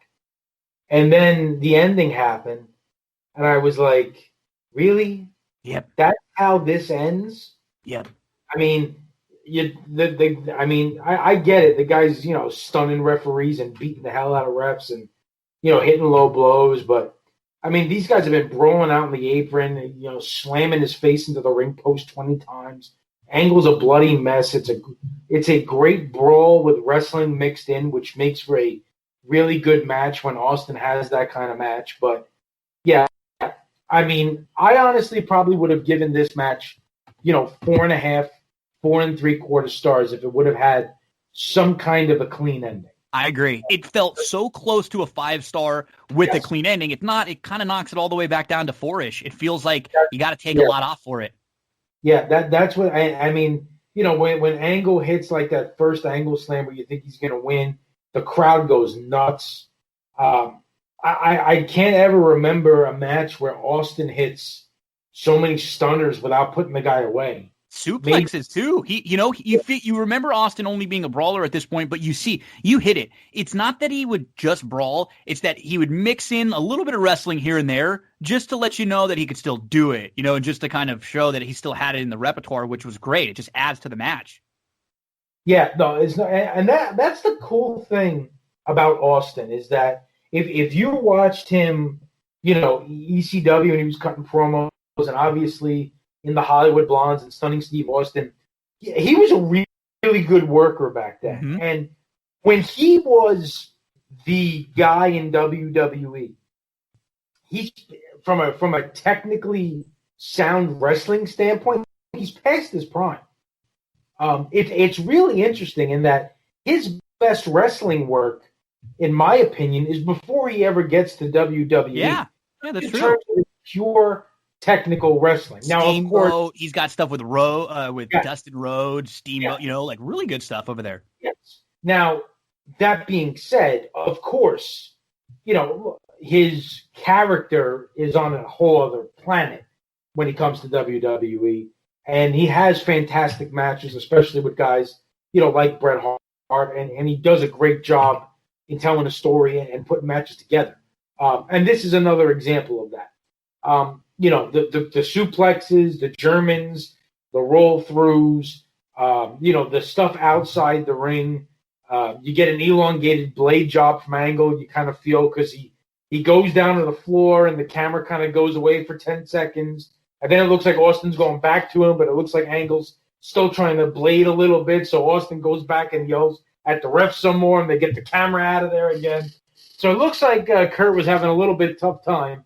And he ended up ripping himself open pretty good because, there are times where it almost looks like during the match that there's blood coming out of his ears. That's how much blood is on his face and on his head. But it is an enjoyable match. It's a brawl with wrestling.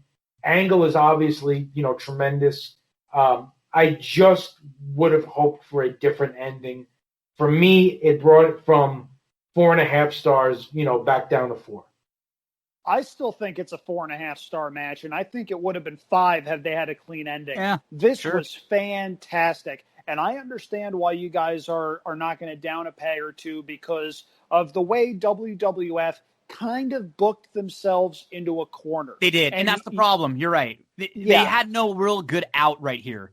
They waited a little too long because Kurt was hot. I mean, it could have been worked perfectly right here. They just didn't want to do it because they just had the Austin change and he's at the Alliance, and if he loses immediately, they lose some luster there. So yeah, I'm with you. Yeah.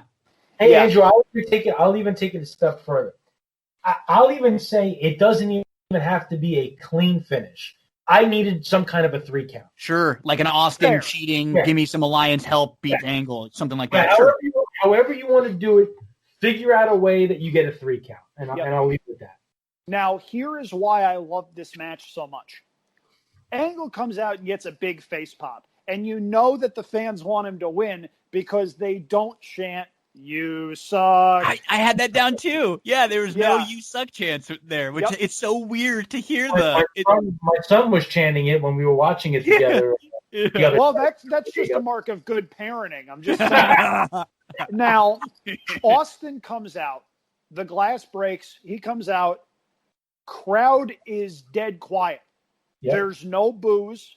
There's no cat calls. Nothing. And that is how you know turning Stone Cold Steve Austin heel was a very, very bad idea. This is the greatness of Steve Austin, though, because 10 minutes into the match, the crowd wants him to get his ass handed to him. That is how good he was, maybe not as a wrestler at this point, still as a worker. Because he worked this match like the biggest heel on the planet. And what resulted was a really good match between him and arguably the best technical wrestler in the world at that point in Kurt Angle. Angle strings together, I counted this, 7 German suplexes in a row. I can't fathom the kind of strength that takes because we forget about this. Austin was a solid 240 pounds. He was not 210, 220, lean, whatever. In the ring with the Takers and the Canes all the time, so we forget he's a big dude. You know, it's like the Hogan syndrome. You forget about how big Hogan really is too. You know. Yep, that's for sure. And I also love the spot where after they're brawling at ringside, Angle gets his second wind.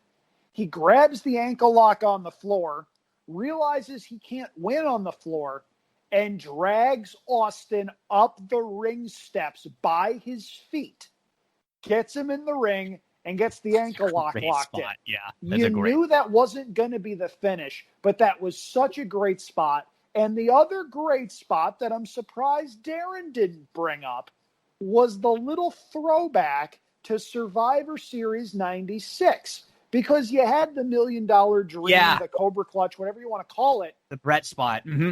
Angle did the roll through. Mm-hmm. That's what made it for me. It wasn't necessarily that he was doing the $1 Million Dream. It was Angle did the roll through off the ropes, off the turnbuckle, where he pushes his feet off and he goes back and he tries to get in the pin, the one that ended the Austin Brett Survivor Series 96. Yeah, that's it, and that's a good reference. It's just a little, like you said, a little Easter egg that guys like us will remember when you watch that. Yep, and also not only does Austin kick out at 2, he keeps the move applied, which is a pretty cool little thing there. Mm-hmm. These two guys, look, you had to think Austin knew he was on borrowed time. Kurt Angle had a history of neck problems. He hadn't gone down the very dark road that he was eventually going to go down yet, but you had to think that both of these guys knew, look, we don't know how many chances we're going to have to work together. Let's work our asses off. And that's absolutely what they did. I hated the DQ, but that's why DQ finishes exist, because all it did was make the crowd want Steve Austin to lose the title more. Eventually he would. This was a stop along the way in doing that. This was still a great match. I really enjoyed watching this match. And honestly, there are times where you forget just how freakishly good Kurt Angle was in his prime. Everyone takes for granted, Olympic gold medalist, he was great, da-da-da-da.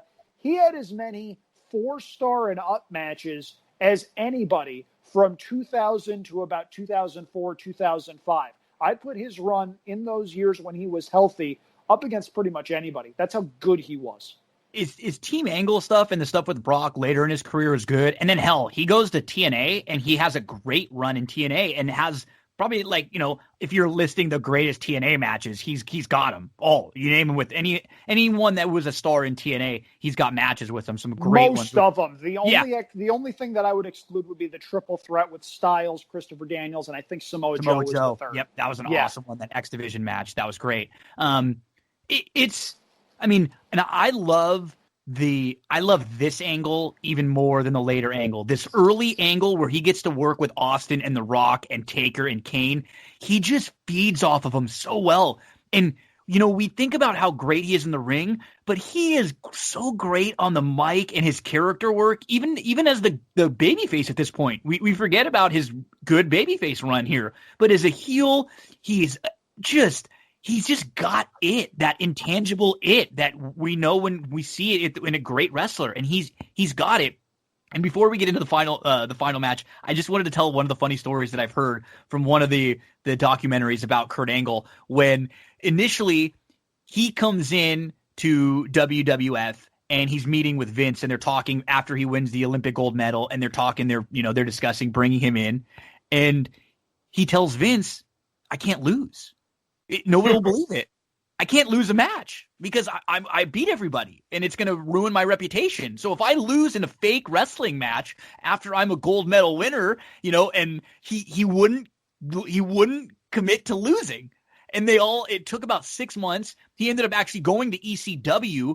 I think he was doing something at ECW, and there was one night where there was just some appalling stuff going on, and he quickly said, I'm not going to be a part of this, and he ends up coming back to WWF a couple years later, and of course he figured, they talk it to him, and they tell him, Kurt, you're gonna have to lose some damn matches here, but just funny that he thought when he came in, he was going to never lose. Yeah, didn't Vince give him a monster offer coming off of that? Yep, they did. And when Angle came back, he had to take significantly less money as sort of a penance. Mm-hmm. Yeah. And even early, one of his first matches, I mean, he has a little streak for a while, but he actually gets choked out by Taz too. In one of his bigger it ended the undefeated streak. Yep. Yeah, and at that point, people legitimately thought that was going to be Taz's rocket ship, and then people remembered Taz was about 5'9". But Angle, he is just in a great period of his talent, his ability, as good as you'll see him at this time period. Let's get into the main event. It is The Rock against Booker T. We get the promo package. One of my favorite SmackDown moments, too, was when Booker T comes out to interrupt The Rock. I would love when The Rock would bait people on the mic to saying, something, who in the blue hell are you? It doesn't matter what. I would just love that. And he set Booker T up, I remember, and Booker T was all furious. And we get Booker T with Shane O'Mac versus The Rock. Quick start. Rock chasing Shane around, and Booker gets a slight advantage just for a moment. Lots of punches and kicks early, quick pace. Crowd really into it. Rock tosses Booker over the top rope, and he's working on Booker outside. He sets him up on the announce table, and a low blow to Booker, just blatant low blow. JR's like, I didn't see anything. Booker flips it around, and now they're in the crowd, and Booker's all over Rock. So a lot of this is outside the ring, in the crowd. We get back in the ring. Booker slows it down a little bit. Heyman keeps calling the Spinneroonie the most electrifying move in sports entertainment. And The Rock gains the advantage here. And Darin, he locks in that awful sharpshooter. Love me some Rock, but just it looks so bad. When we see the Owen and the Brett sharpshooters, and then you compare it to this Rock one, it's just so brutal. It doesn't look like there's any pressure being put on the guy's lower back or any legs whatsoever. It just looks like he's like calmly got his legs crossed and The Rock's kind of stretching him out or something. It's like could no longer sit down on the Scorpion Deathlock, and he just kind of stands there with his knees slightly half stands. He doesn't even squat. Yeah, it's terrible. Yeah, it's terrible. But let's see. Rock goes after Shane, but Booker attacks when Rock is distracted. Shane exposes the top turnbuckle, and then he comes into the ring when the ref is checking on Booker. And here's another one of those Shane just flying with the WCW belt. I just love these little spots. And then the APA comes down to the ring. They're chasing Shane around. This is a point that Darin referenced earlier. And they go around each side of the ring. And so Ron Simmons is chasing him around one side, and he runs him right into a clothesline from hell from JBL. He just gets squashed. Yeah. Shane was good in this show. The few times he's on the show, and even the stuff that he's doing with Booker, he was good. And so back and forth, Rock hits a spine buster and then a people's elbow. Shane pulls the ref out at 2, and then Rock gives Shane a rock bottom. JR is just losing his voice. He's going absolutely crazy. Booker hits a spine buster and the scissors kick, which was actually his finisher, and he sets up the Spinneroonie. I did like the finish. I thought it was perfectly timed too. So he sets up for the Spinneroonie and he hits it. And as soon as he turns around, the Rock has just done a nip up, and he catches Booker with a rock bottom for the win and new WCW champion. So not as good as the other match. It's fun. This kind of reminds me sort of the better than the Jericho Rhino, I think, a little bit, but a good solid match. And point is, put The Rock over here, keep building up that, The Rock is now sort of your top guy on Team WWF. DZ, what'd you think of the main event? Well, I'll say this. I don't want people that listening think that I hated it, because I didn't. It is a victim of being placed in a main event spot behind an extremely good match. It takes away from it, it does, because the match before it is a lot better. Hey, hell, the Hardy, there's a couple matches on the show that are probably a little bit better that get to a level that this one doesn't, and that I think that does hurt it. You're right. Yeah, what I would have preferred doing, and I probably would have enjoyed this match more, is if after the Austin Angle match, if I stopped it and maybe came back and watched this match later that day or maybe the next day by itself. Yeah. Because there was a bit of a letdown. And why is that? Is because, I mean, look, for all the things that The Rock is fantastic at, he's not the greatest wrestler in the world. He can't really carry, like, he'll get you a good match, but I don't know if he can completely carry. Like, both of these guys, I think, maybe need to be carried a little bit. Again, they're not bad. Neither is bad. And they're going to give you great character stuff, but I feel it. It just felt a little something missing. Yes, listen, it's not bad. And to be honest with you, and I know this had to be the main event because, A, what the storylines were at the time, and B, you're not ending the pay-per-view with that, DQ finish, with Angle and Austin. So I understand why. I probably would have liked this match more had it gone before Angle and Austin, though. The wrestling aspects of it are fine. The crotch punch on the table is a funny spot.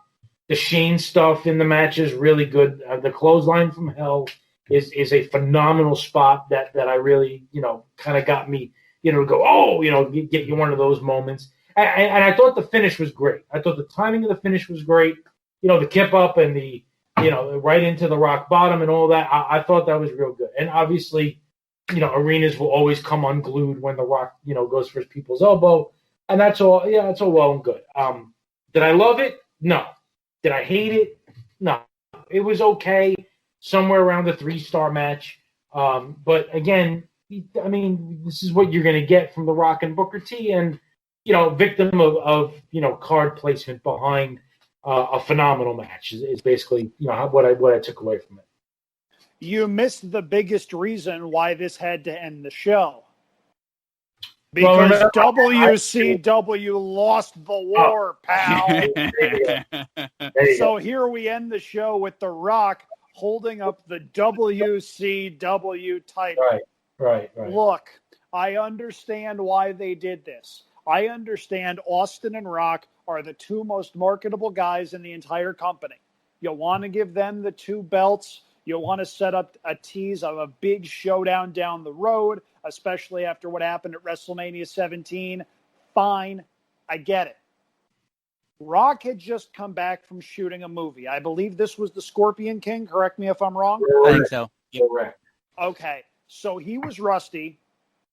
Booker hadn't quite developed into a top-tier ring worker at this point. Maybe he never did. But at this point, he was a mirror of the guy across from him. And you saw that in his WCW work. When he was with name redacted in the WCW TV Best of 7 series, you got fantastic matches. If he's with a good worker with a lot of charisma like The Rock, you get the match that we got. A good match that the crowd is into. If you put him with someone that's trying to do things he can't do, see also Triple H at WrestleMania 19, you get the kind of match that was. And that's not a fault on Booker T. It's just that at this point, he was a mirror. So he was either going to reflect the quality of a good worker or the quality of a bad worker. Rock was by no means a bad worker. I'd argue he was a little bit rusty. The one thing I didn't like about this match was the way they did the finish. I get it popped the crowd. I get it was probably a heck of a lot more fun live at the time. But looking back, Booker hits his finishing move. Booker does his signature taunt. Rock essentially no-sells the finisher. Darin, I'm going to give you an honest assessment. Mm-hmm. Put Hulk Hogan in The Rock's shoes there. Yeah, no, you're... Hogan no-sells that. What are you saying about this match? Yeah. Wow. Of course. I mean, it's Hogan. He got power out of it. I mean, he's the greatest wrestler of all time, for crying out loud. Yeah, that was my problem. Yeah. And it's not necessarily like I didn't get why they did it, but it was an instance where you're going, really? We're burying Booker T right off the rip when he's one of the few younger guys from WCW that people would know? It didn't make a whole heck of a lot of sense to me the way that they did that. The match is still pretty good. Yeah, Should it have doesn't gone do on last? it doesn't Maybe do not. anything for The Rock. That's the problem, right? It does less for Booker than it does for The Rock. Like, it doesn't do anything for The Rock to beat Booker T here. It's cool that he holds the WCW championship for a little bit. That was one thing that Vince obviously wanted. But Booker losing here, does, like you said, it does hurt him a little bit. He comes in. This is one of the first big spots that he's in. He's in a main event match. He delivers fine. Like, he's fine in the main event role that he's supposed to be in. It hurts him. So now we're looking at a WCW roster where, honestly, if we're talking about the two guys that came over with the most cachet of the current people that were on this show, it would have been Booker T and DDP, who were the biggest names of this group. And they both looked like chumps. Yeah. Yep. I mean, No, it's that's by design, yeah. Yeah. So that's, that's kind of what this invasion was all about when it came down to it. But, overall thoughts before we get to Andrew picking shows for next week. DZ, I really enjoyed it. I think, again, not a whole lot bad. We have a nice start to the match with Edge. You got a fine Jericho match in the middle. The RVD Hardy is good. The Angle Austin, great. Could have been even better with the finish. And then a fine ending with a good feel-good moment and The Rock celebrating with the WCW title. Yeah, I mean, I would go as far as to say that there's really nothing bad about this particular pay-per-view. There's plenty of good. There's some very good, and there's a little bit of fantastic mixed in. Do I love everything about it? There are a couple things I would prefer they did differently. Sure. But, I mean, you'll never see a pay-per-view that anybody says, from start to finish, you agree with every single piece of booking that they did. I mean, it's a really good pay-per-view. It's at a very hot time for WWE. After WrestleMania 17, it's probably the second best pay-per-view of the year. I think if I remember correctly, I think the one that followed this is not terrible because I think Angle and Austin have another good match after this, and I think Van Dam and Jericho have a good match at the Unforgiven after this. But I'm pretty sure that it's probably the second best pay-per-view of the year, and I enjoyed it. It was a good watch, and I'm glad you guys picked it. This was a fun show. I mean, the only bad match on it was the tag match with DDP and Canyon getting squashed. But there's so much fun stuff on this show that I had forgotten existed. Edge Lance Storm is a really good opener. The RVD Jeff Hardy ladder match, really good stuff. And then you've got the two title matches in the main event. The other undercard matches were totally fine for what they were. This was a lot of fun. Okay, Andrew, you are up. Where are we going to be heading to next week? Gentlemen, what kind of mood are we in? Are we in good mood? Oh, God. He's been scaring me with this one, Darin. I have no idea where we're going because I've been getting warned. So I'll be honest. Listen, my horse ran second last week. I got another one in on Monday. I got 3 rounds of good golf coming up at nice golf courses. And we have a new addition to the family with a puppy. So I'm in a good mood. So this is the time. This is the time for you to strike. Lay it on you. Go for it. All right. Hear it. The good news is this will be by far the shortest program we have ever watched. Okay. The bad news is it is by far, unquestionably, without debate, the worst show on the WWE network. Is it a WWE show or is it WCW? Darin, it's neither. Oh, no. Where are we going? All right. So, it's fitting that we're doing this now because SummerSlam of 2001 was one of Vince's first shows after he won the war. He's put everybody out of business. It's his kingdom. Everyone worship at the altar of Vincent Kennedy McMahon. Many years prior, his first step to world domination was putting out of business a lot of long-running regional promotions. And the reason these long-running regional promotions got put out of business is because they either could not adapt, they lost all of their top stars, or the people that were in charge had just lost their minds. In this case, I am referring to a convergence of all three factors. Gentlemen, we are going for the first time where no three-man podcast, and that's what G said, has gone before. We are going to the Midwest. We are going to Vern Gagne's AWA. Oh, wow. Okay, and so I where are have we going? found this. Okay. It is so bad that you have to dig for it in the hidden gems section of the WWE network. They will not put this in any place where you can accessibly find it out of fear that your child will walk in, watch this, and be scarred for life. Is this, tell me, is this going to be like Super Clash 3? You're not far off. Okay, where are we? So, in the dying days of the AWA, someone, no one is entirely sure who, and those who know are not taking credit, came up with the idea for something known as the AWA Team Challenge Series. Oh, God. Oh, God. So, the way this worked is three guys who were considered AWA lifers. They were not going anywhere. They were loyal to the promotion, captained these teams. Baron Von Raschke had Baron's Blitzers.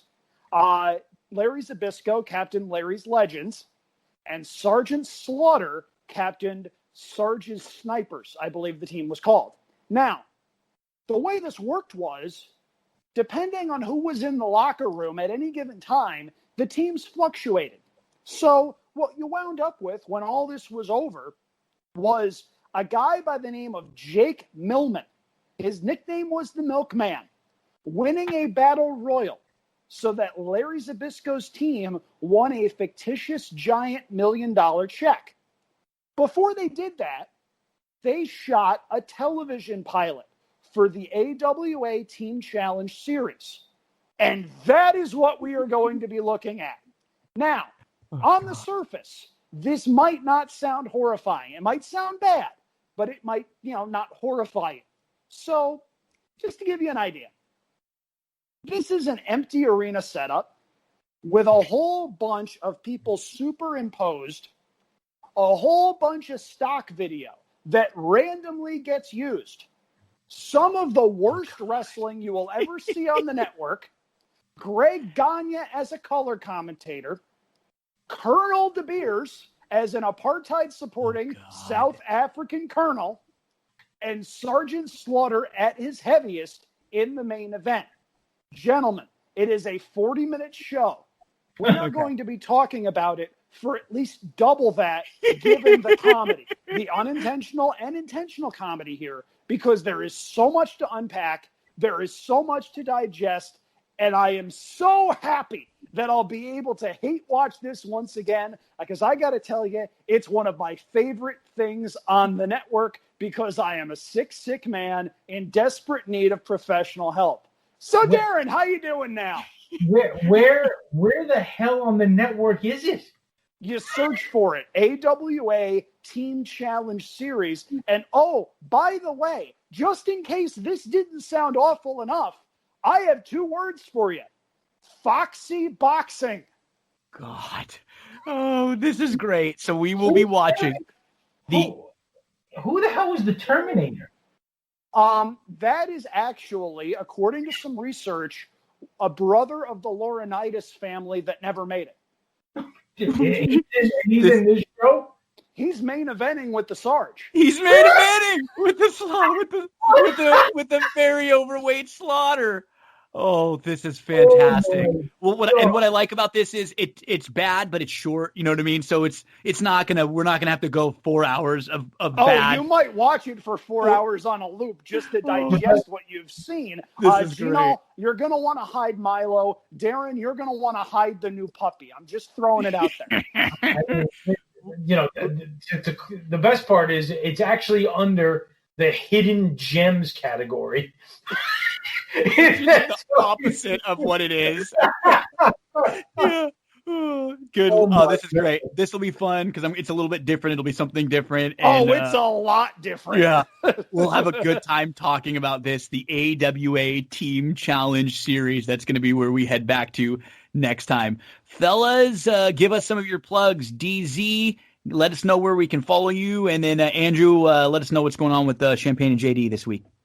Sure. At the Track 7 on Twitter, we have the derbies behind us, heading up to the Preakness and the Breeders' Cup. So, of course, we'll dive into some thoughts on that. Keep rolling now that we're underway in fantasy football.